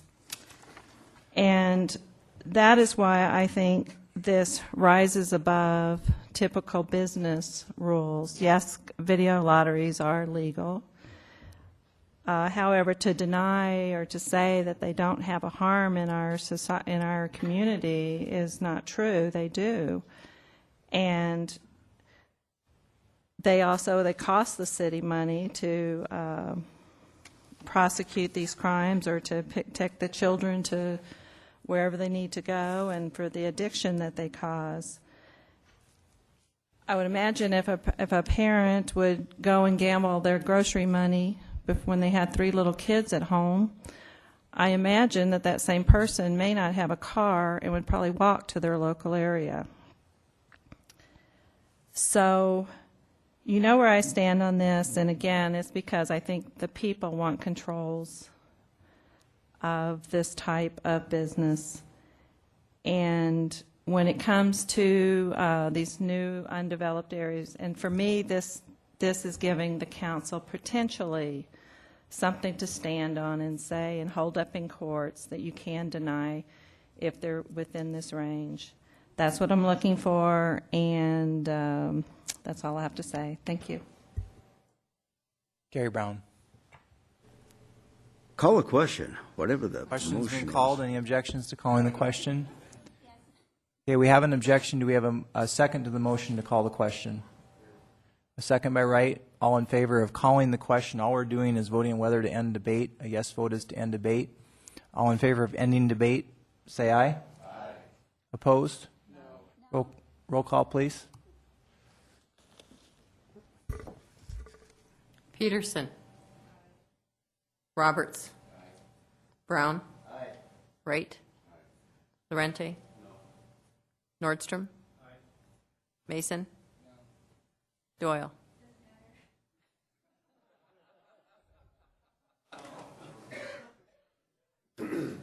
It's a What's your vote, 5-3 Charity? vote. No. Okay. 5-3 vote. Okay. We'll proceed to the vote. All in the motion on the floor is to approve first reading. All in favor, please say aye. Aye. Opposed? Okay. Roll call, please. Peterson. Roberts. Brown. No. Wright. No. Lorente. Nordstrom. No. Mason. No. Doyle. No. 2-6. Okay. Motion fails. Item number 54. Item 54 is first reading ordinance number 5845, an ordinance to change the terms and criteria of the Life Safety Loan Program by amending Chapter 3.28.020 of the Rapid City Municipal Code, and I move to approve. Second. Motion by Mason, second by Doyle to approve first reading of item 54. All in favor, say aye. Aye. Opposed, motion carries. 55. 55 is first reading ordinance number 5847, an ordinance imposing additional requirements for projects approved through Rapid City Economic Development and Civic Improvement Fund, the Vision Fund, by amending Section 3.16.020 of the Rapid City Municipal Code, and I move to approve. Motion by Mason, second by Roberts to approve 55. Any discussion? Seeing none. Charity? Sorry, I wasn't too quick on the trigger there. I was on vacation last week, Joel, but I did watch the video. I just wanted to know, I didn't see the language reworded for .020 of this. I know that there was some discussion, and I'd actually pulled it from my notes before even watching the video. You said you'd be reworking that language simply because the one little "or" didn't quite satisfy the committee at that time. Is that something you're still working on? 316.020?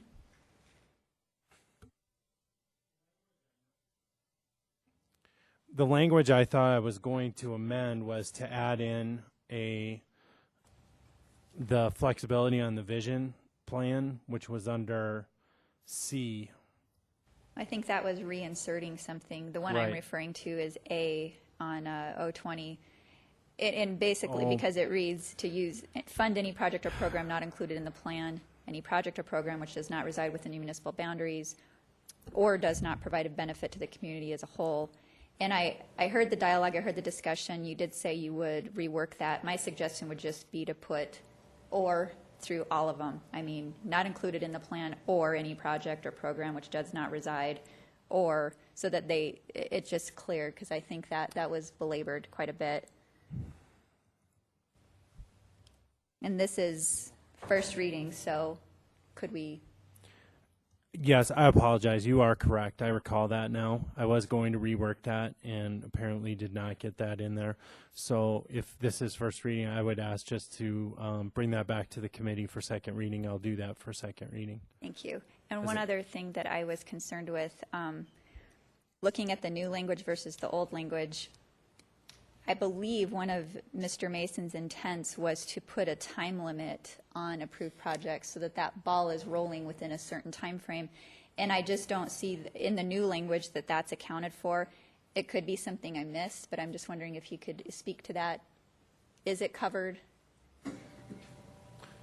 It should have been. I mean, the council actually took action previously to establish time limits, and I'll double check and make sure that that's included in there. I know that initially I think it did get dropped out, but I thought we had put that back in. But sometimes when we're flipping between different versions of it, it can get confusing.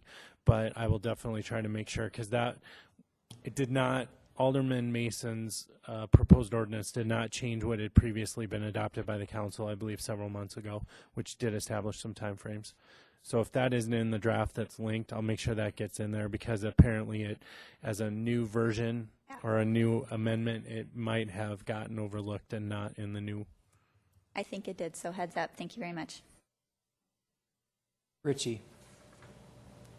Thank you, Mayor. I just wanted to be clear on one specific item there about, and if I'm reading this correctly, and this question goes to Joel, is that we're not going to be concerned about the money going towards projects that could be built outside of the city limits. Specifically, what I've got in mind is something like a water line getting extended out to the airport, or something similar to that. If we reaching outside the city limits to get across the city limit line from one area of annexation to another. So we'll be okay on that?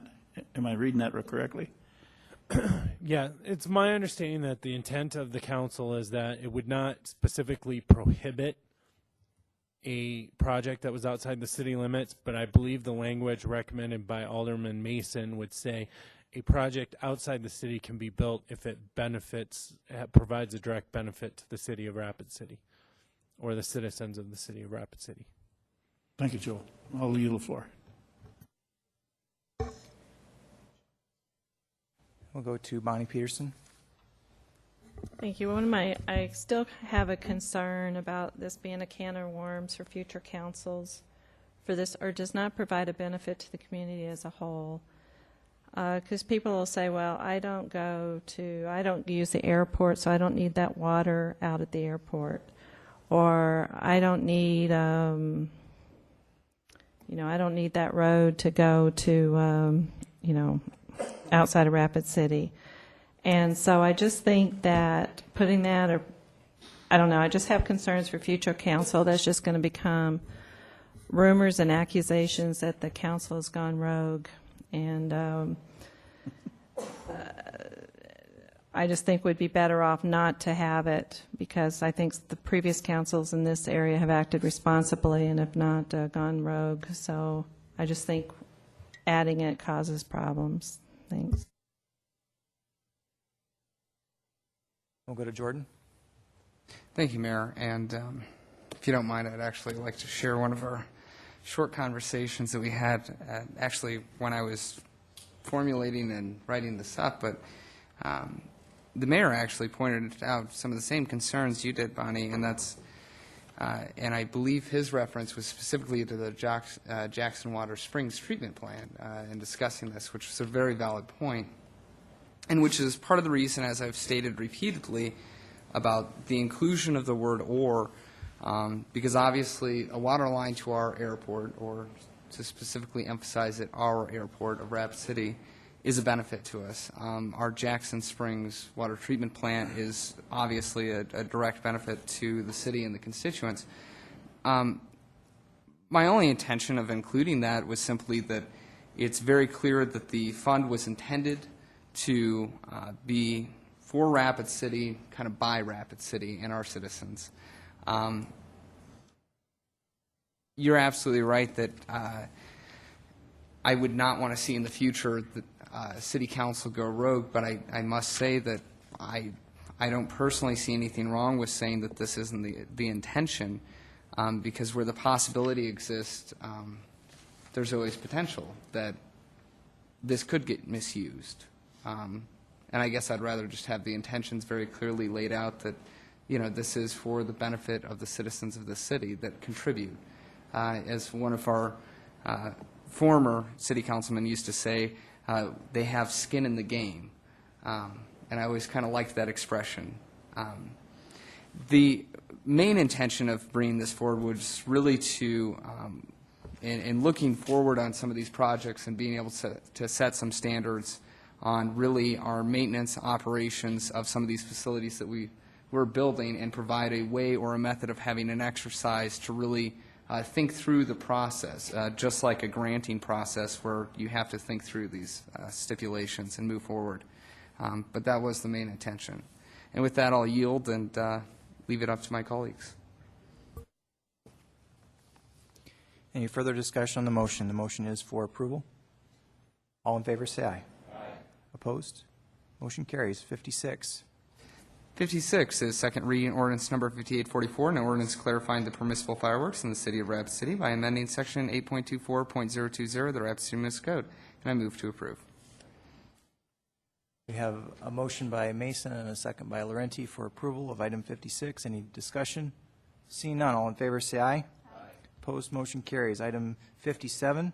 Item 57, second reading ordinance number 5841, an ordinance to give the chief of police discretion to designate temporary parking zones by adding section 10.44.015 to the Rapid City Municipal Code, and I move to approve. Second. Motion by Mason and a second by Roberts to approve item 57. Any discussion? Seeing none, all in favor say aye. Aye. Opposed? Motion carries. Item 58 is second reading ordinance number 5779, an ordinance repealing chapter 15.28 of the Rapid City Municipal Code in its entirety and adopting a new chapter 15.28 regulating signage within the city of Rapid City, and I yield the floor. Jerry Wright. I may make the motion to approve. And may I comment on that? After you have a second. Second. We have a motion by Wright and a second by Laurenti. Jerry, you have the floor. Thank you, sir. I think the fact that we picked up the can, we're making the decision to give us, the council and the city, a document to work with and something for the next councils to improve. a lot of work, a lot of effort, and I support it totally. And I would like to ask if, as a part of this package, if Lamar would consider dropping their lawsuit. Under consideration. I'm not asking for it right now, but I'd like you to consider it. Part of our intention is to goodwill to get things done. Thank you. Thank you, Jerry. We'll go to Richie. Thank you, Mayor. The only real overlying concern I have about this ordinance, and I'm going to support it, is that all three of them, in fact, support it. About the real concern that I have is from the state legislature. And I know some of that will be addressed from the court system once we get a better answer from there as well.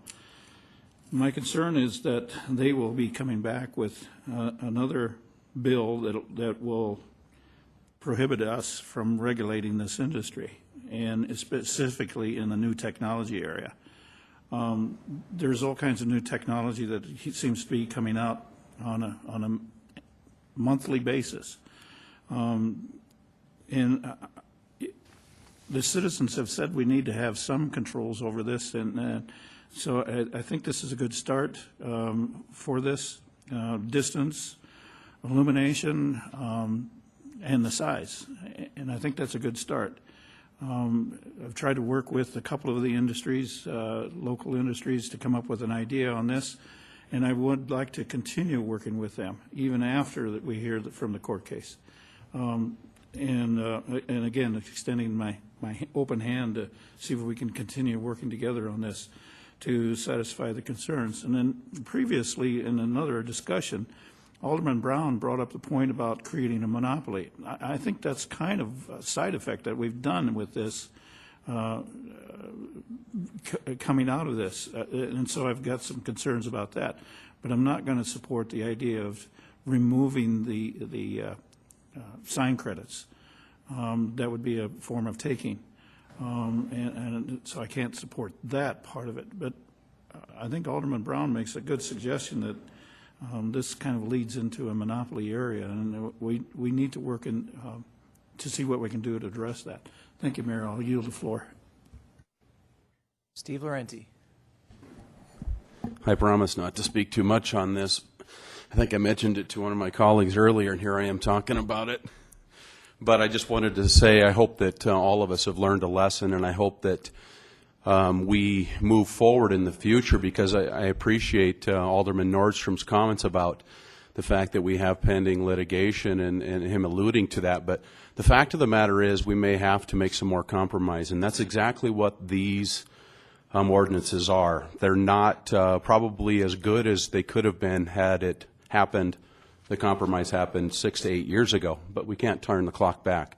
The fact of the matter is we're creating a good starting point for compromise, and based on where we come out with litigation, I think the sign companies will work with us, and they can be rest assured that I will work with them, and I will encourage my colleagues to do the same, because that is what has extended this for as long as it has, is the lack of compromise, and I will be supporting all three of these. So thank you, Mr. Mayor. Jordan Mason. Thank you, Mayor. And probably never the popular guy on this, but I've just got to point something out that I find a little interesting. Just to give a little background on why I'm pointing this out, but at a national level, I'll never forget when we were having the national health debate. And big thing was we were going to get those insurance companies and we were going to regulate them. And one of the things that really caught my eye when watching C-SPAN is when suddenly it shifted. And there were representatives from Blue Cross Blue Shield going, this is great legislation. And I'm going, you know, I thought this legislation was supposed to be controlling them, and yet they were out there right before the floor of Congress saying, no, this is great, you should really pass it. It's kind of my first indication that there was something a little odd. I'm going to point out that we've had an outdoor advertising person, an advocate that has vehemently in every one of these meetings been opposed to this regulation, and tonight he just encouraged us to do it. Maybe I'm the only one that's finding this a little odd, but just going to point it out that we've had almost a year of solid opposition, and tonight, unless my ears do deceive me, He encouraged us to pass it, which seems to be the first time in a long time that I've ever heard something like that. So I'm just going to point it out to my colleagues. Thank you. Any further discussion on the motion? All in favor, say aye. Opposed? No. Motion carries with 1 no from Jordan Mason. Item number 59. 59 is second reading ordinance number 5808, an ordinance regulating on-premise signs by adding Chapter 15.29 to the Rapid City Municipal Code. And I yield the floor. Motion by Wright, second by Laurenti to approve item 59. We'll go to Bonnie Peterson. Bonnie? Thanks. I haven't, it hasn't gone unnoticed tonight that there's all this talk about compromise with the sign companies. And where is this that we're standing up for the people of Rapid City? And Jordan, you're right. This ordinances that we're going to pass tonight are like so mild. I'm sure that, like I said, that even Mr. Casey couldn't come tonight because he's probably out celebrating. So, there's a lot of history to this, and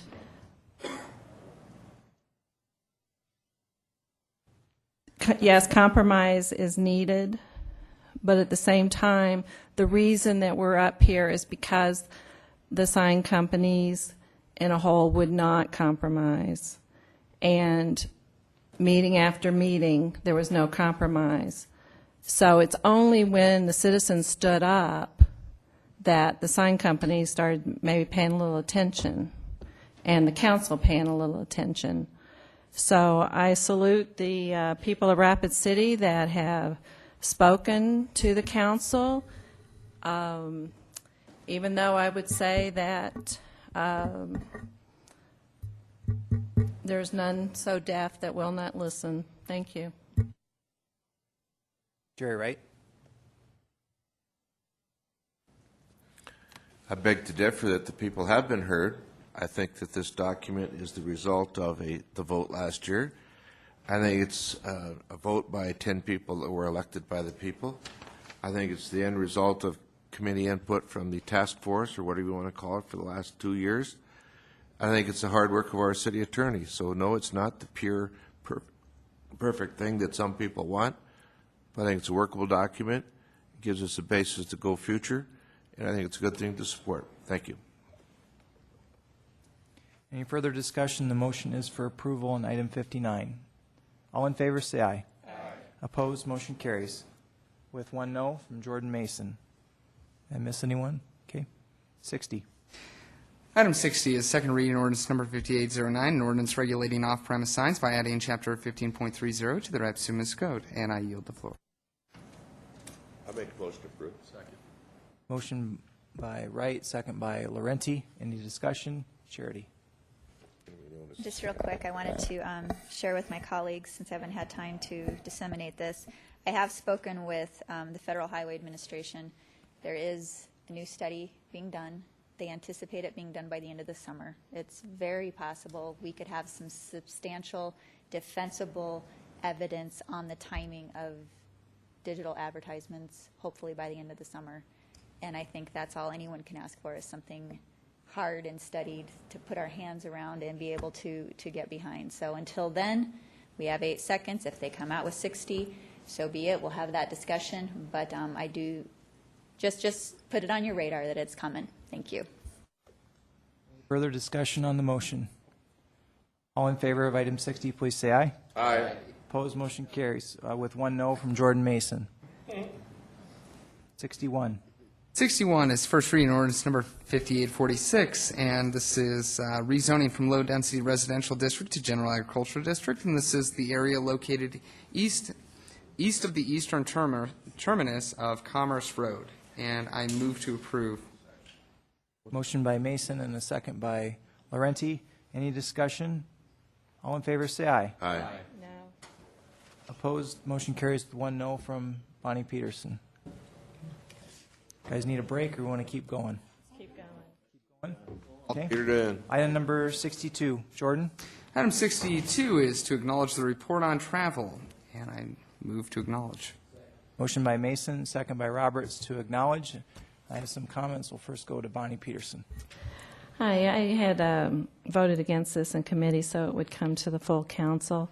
I would like to have this come back in a month to the new council so that they can get caught up on this. I'm afraid that if it just gets stuck in their mailbox, it won't get read. But if it's on their agenda, they'll look at it. So that's why it's here. Thank you. So, I forgot to make a motion. We'll give you back the floor in just a minute. Okay. Charity? I have some comments and questions. I know, Mr. Mayor, you said you and Pauline have been looking into bringing forward some changes.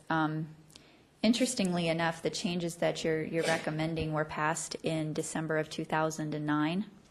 I'm not sure if you've seen that updated language. I think it's page 3, I believe, of the travel policy that addresses some of those. So you may want to take a look. Talking about, I know one of the questions came up is about employees attending functions that typically elected officials would attend. And it does say that eligible expenses incurred by employees who attend in-city functions, yeah, that's okay, that we can reimburse for that. Again, that was in December of 2009. It's all in there, so I'm not sure if you were seeing some outdated information. I know the letter that was referenced from Mr. Green was dated March of 2009, so I think there was some action taken after that, and we may want to take a deeper look. Thank you for the question. I'd like to make a few comments on this. I'm going to read this letter for the record because I think it's important that it be in the record. That I know it's linked online, but I think people need to understand what took place.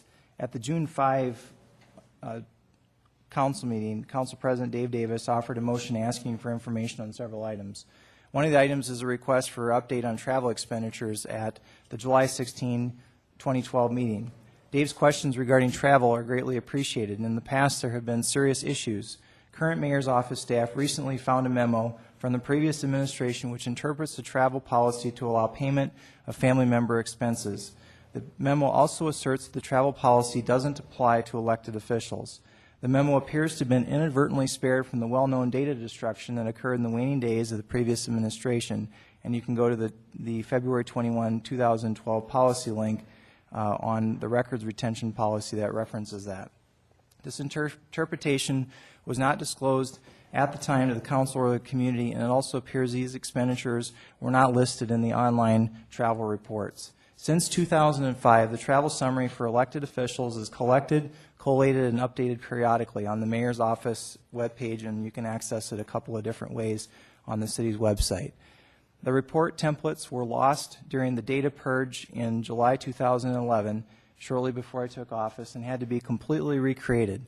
The 2011 report was complete, but the title was confusing and made the report appear as though it was last updated in July of last year. This has been corrected. The 2012 link was updated a few months ago.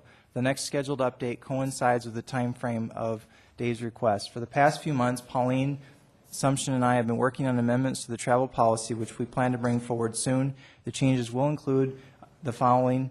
There will also be some additional changes, but some of the changes will include adjustments to the per diem rate for inflation, allowing the independent boards to approve travel up to the $5,000 threshold instead of it coming to the mayor, clarification that spouses and family members are welcome to attend events, but not at taxpayer expense. And I want to thank Dave and others for supporting my transparency or my commitment to transparency and accountability. I'd also like to say I think Dave and others are doing exactly what I think you should be doing, and that is holding the mayor, which in this case is me, and city government accountable, and I appreciate those questions. And I think in the last several months I want to outline what you may already know, but it was going to be on the upcoming report. There's been several travel expenditures that are notable. One is that I authorized the expenditure of budgeted funds for Don Barnett's travel from Colorado for the flood committee. the totals of that are a little bit more than $5,000. And that's something that I believe it was mostly a privately funded event, but I believe that that's very defensible travel, and I believe that that was an important investment for our community to make, and that's something that I authorized. Another thing that's notable is Michael Howard, my new executive assistant. I was unable to go to the chamber retreat, which I had been invited to in May. I was unable to attend because of my my anniversary and my daughter's 11th birthday. We had already had previous vacation planned, so I sent Michael because I felt it would be great to have the office have him go, and it'd be great training for him. And the other thing is, John Roberts and I last week we went to Utah. We took the mayor's car. We didn't fly. We were able to. We probably spent $350, maybe $400 total for gas and motel and food. And I think that was a worthwhile trip. And I know that John Roberts, with his tremendous manufacturing experience, I think really added to the visit in Cedar City. And no matter what John says, I did drive my fair share. So I just wanted to get that point across. But I want to say that, you know, for a while as a council member, and I was on the council for 9 years, for a while I felt like I was really twisting in the wind alone, asking questions. And now we have a new generation of council members that aren't afraid of asking tough questions. And if you go to item 63 and you look at how council contingency has been spent, in the past council contingency has been spent to investigate council members for asking questions. But on my watch, I encourage the asking of questions and will continue to encourage it. Charity, I appreciate your concern, and I know that there were some travel amendments a few years ago, but it does not address it does not directly address the issues that are now being addressed, and I felt that this memo needed to see the light of day. I know that the election is over, but this memo is extraordinary from a couple of standpoints. One, it's one of the only documents that survived the data destruction that took place before I took office. And number two, the document is extraordinary in its audacity because it was hidden from the City Council and from our community. And when I discovered it, and it coincided with the concerns that Dave brought forward, and Dave and I haven't always agreed on things, but on this issue, I believe that we agree that what happened was wrong. We're going to move forward, and we're going to correct it, and that's why we're having this discussion tonight. So thank you. We'll go to Bonnie Peterson. I wanted to make motions to send this to the new council in one month. We have a motion by Peterson and a second by Mason to forward this to, which date would that be, Charlene? The 16th of July. We have a motion. You still have the floor. Okay, thank you. The reason I think that we need to look into this a little further, and I think that the new council should be aware of all these issues, because I know there's been confusion with this council about travel. And it'll just give us a little bit of time to work things out and maybe hopefully have some more updates, like Charity mentioned that there were some rules earlier that were already in place but maybe not being followed. And so we can revisit it at that time. So that's why I would like to send this to the new council. Thank you. Okay, we have a motion to continue to the July 16 council meeting, and we'll now go to Charity. I guess I'm questioning whether we need a motion to continue, since this is just an acknowledgement. If what I'm hearing is that we want an ongoing update perhaps for future council, maybe we can have it on a quarterly basis or something like that. Is that the intent of the motion maker, may I ask? I just think it's important that we revisit this with the new council so that they're aware of this. And yeah, we could just put it in their box, but I just know that when you when you start coming to this, it's all new, and I just feel like if it's on the agenda, that we can, have the new eyes look at it, because this is the end of this is our last council meeting, and so it would be nice to have it on the agenda for the new council. And we can see where we are with that because of the points you brought up, and also to have the new council be aware. Well, let me try that one more time. I think that, are you asking that we continue the acknowledgement of this particular information to the next council meeting, or are you asking for both, an update, like a continual update? Because I think Right. those are two different things. Well, I'm thinking the things will, perhaps there'll be new information from here to then, but I want at least this to come forward, and hopefully there'll be these points you made earlier earlier will be looked at, and then we'll have an update on that also. So I'm kind of looking for both. Okay, so it is an acknowledgement of the current item on the table, as well as an ongoing update to begin the second meeting in July, is what I'm hearing. Thank you. Thanks. Jordan. Thank you, Mayor. I just wanted to ask a quick question just for clarification. How much did you say that Mr. Don Barnett was allowed to travel on? I guess I'm pretty sure I must have misheard that. I believe it's about $5,200, and some of the payments were for last fall.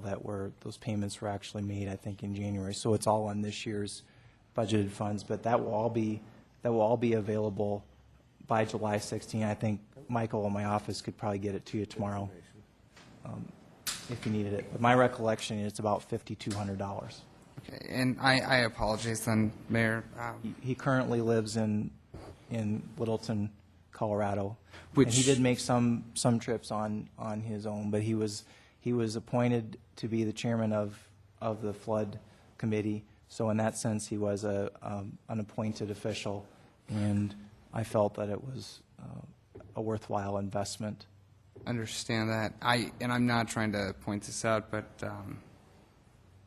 when you were a council member, you were a strong advocate of many of the travel regulations, and I guess I'm just curious, when did we approve that? Because under our current travel regulations, council's approval $5,000 and above per person or department. Yeah, he had multiple. He traveled many times starting last week. Oh, so okay. Yeah. I think I could answer his Let's go to question. Bonnie Peterson. Go ahead, Bonnie. Mr. Mason, we didn't know the exact amount, but the mayor did bring this to leadership, or to let us know his intentions, and we thought he was on the right course. We didn't know exactly, what the end result would be, but that we were in the know on that. So thank you. Appreciate that. I just wanted to make sure that we were playing by the rules. Valid question. Thanks. And we are. Any further discussion? The motion is to continue to July 16. All in favor, say aye. Aye. Opposed? Motion carries. Item 63, Jordan. Thank you, Mayor. Item 63 is acknowledge update on use of council contingency, and I move to acknowledge. Motion by Mason, second by Laurenti to acknowledge. I would like to say one thing on this item, and that is that currently no funds have been expended from the $200,000 allocated for this year for council contingency. The recommendation that Pauline and I have that's included in the budget for next year is to take the council contingency to $150,000. And if based on the track record of contingency spending, that seems reasonable. Just to give you a heads up as we move into the budget cycle, if there's any concern with that, I wanted to be completely transparent on that, and that's something that we could change if there's a concern. So just so everyone knows. All in favor, say aye. Aye. Opposed? Motion carries. 64. 64 is approved change order number 1F to Hills Material Company for Meadowbrook Maintenance Yard Project number 12-2026, CIP number 50841, for an increase of $12,765.82. I have to yield to the floor, but I have to abstain due to my brother-in-law works for Hills Material. Make a motion to approve. Motion by Wright, second by Roberts. Any discussion? Seeing none, all in favor say aye. Aye. Opposed, motion carries with one abstention from Gary Brown. 65. 65 is approve of stipulations request from Hills Material Company for an exception to waive the requirement to install sidewalk per city ordinance 12.08.060 for the property located at 3720 Sturgis Road, and I yield to the floor because I have to abstain due to my brother-in-law working for Hills Material. Motion by Robert, second by Mason. Any discussion? Seeing none, all in favor say aye. Opposed, motion carries with one abstention from Gary Brown. Bids.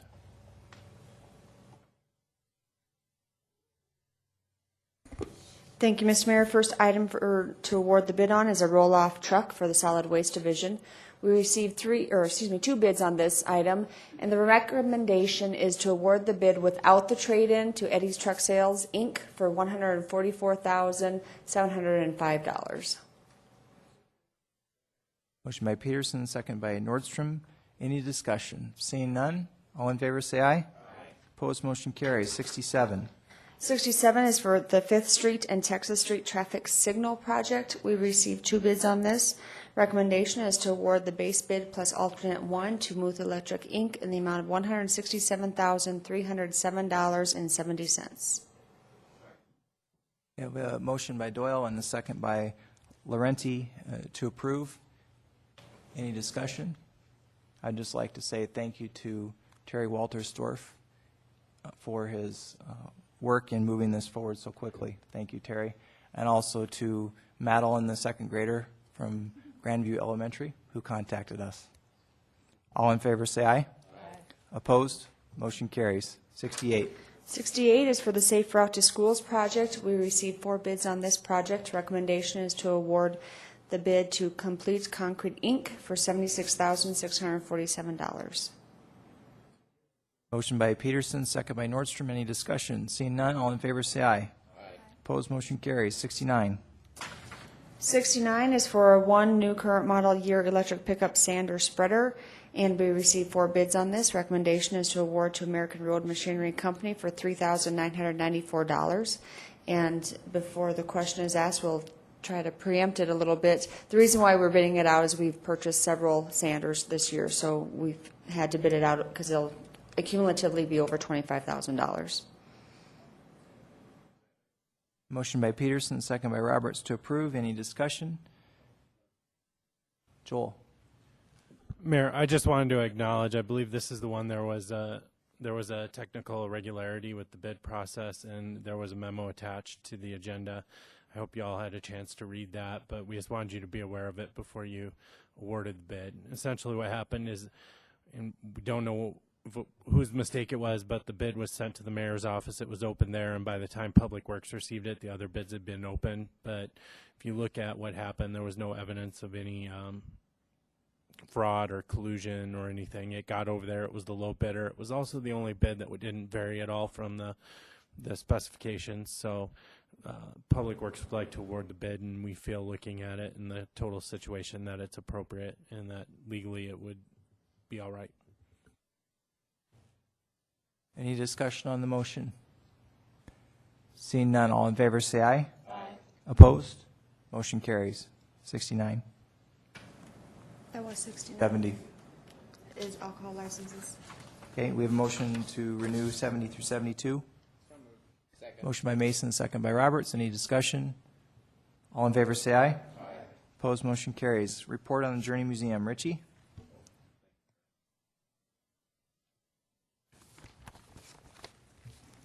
Thank you, Mayor. I just wanted to make sure everybody got an invite on the council here, got an invite to come down to the Journey Museum Saturday, June 23rd, 6 to 8 p.m.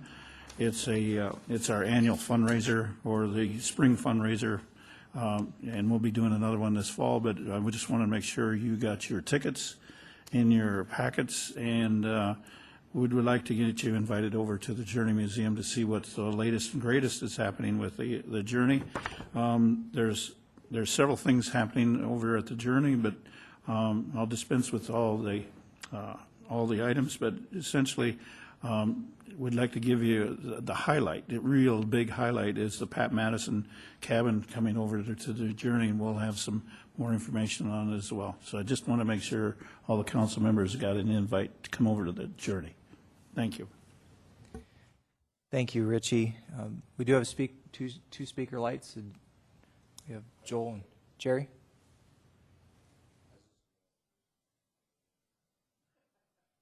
He said he is. We have a motion to acknowledge Richie's report. Sure. Okay, we have a motion by Wright and a second by Doyle. Any further discussion to acknowledge? All in favor say aye. Aye. Opposed, motion carries. 72A.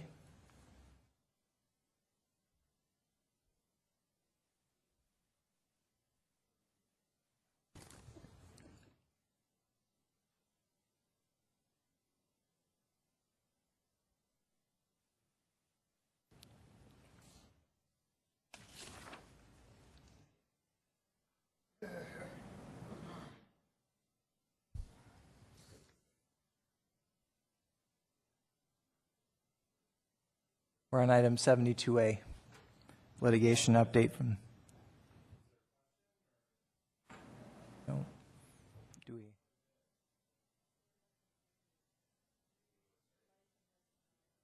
Any comments on 72A? And this is, to read it in the record, this is a litigation update from City Attorney. No, I would have no additional comments at this time on that. We have a motion by Doyle and a second by Brown to acknowledge. Any discussion on the report? All in favor say aye. Aye. Opposed? Motion carries. Item 73 through 84 are public hearing items. Do you have a motion to open public hearing? Motion by Doyle, second by Brown. All in favor say aye. Aye. Opposed? Motion carries. We do not have any public comment. Public hearing remains open. Continued hearing consent calendar items 73 through 5. We have a motion to continue per the recommendations on the agenda. Motion by Brown, second by Mason. Any discussion? Seeing none, all in favor say aye. Aye. Opposed, motion carries. We have a motion to close public hearing on 73 through 84. Motion by Mason, second by Doyle. Any discussion? Seeing none, all in favor say aye. Aye. Opposed, motion carries. Consent public hearing items 76 through 81. Pauline, is there anything that needs to be pulled? No? Do we have a motion to approve those items? Motion by Mason, second by Laurenti. Any discussion? Seeing none, all in favor say aye. Opposed, motion carries. Item 82, we'll go to Gary Brown. Thank you, Mayor. 82 is a request by Dream Design International Incorporated for President's Plaza LLC for vacation of right-of-way for a portion of the 6th Street right-of-way laying adjacent to Track A of Block 95 in the original town of Rapid City, located south of St. Joseph Street to the alley. I move approval. Second. Motion by Brown, second by Mason to approve. With steps, with stipulations. Any discussion? Seeing none. All in favor say aye. Aye. Opposed? Motion carries. 83, Gary. Request by Dream Design International Incorporated for President's Plaza LLC for a vacation of right-of-way for a portion of the 5th Street right-of-way laying adjacent to Track A of Block 95 in the original town of Rapid City, located on the south of St. Joseph Street to the alley. I move approval. Thank you. Motion by Brown and a second by Mason, and that means we're eliminating its approval with the elimination of the stipulation. That's your intent, I apologize. Gary? That's right. Okay. Any discussion? Seeing none, all in favor say aye. Opposed, motion carried. 84. 84 is a request by Dream Design International Incorporated for President's Plaza LLC for a vacation right-of-way for a portion of St. Joseph Street right-of-way laying adjacent to Track A of Block 95, the original town of Rapid City, located between the 5th Street and 6th Street. I move approval with eliminating the steps.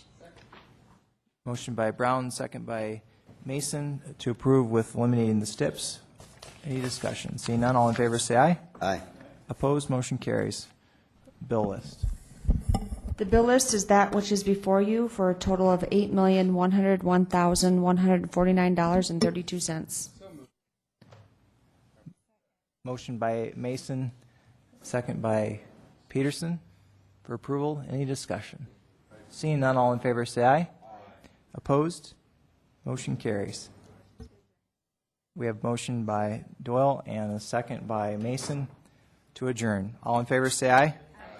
Opposed? Motion carries. We're adjourned. Thank you, everyone. Have a great night.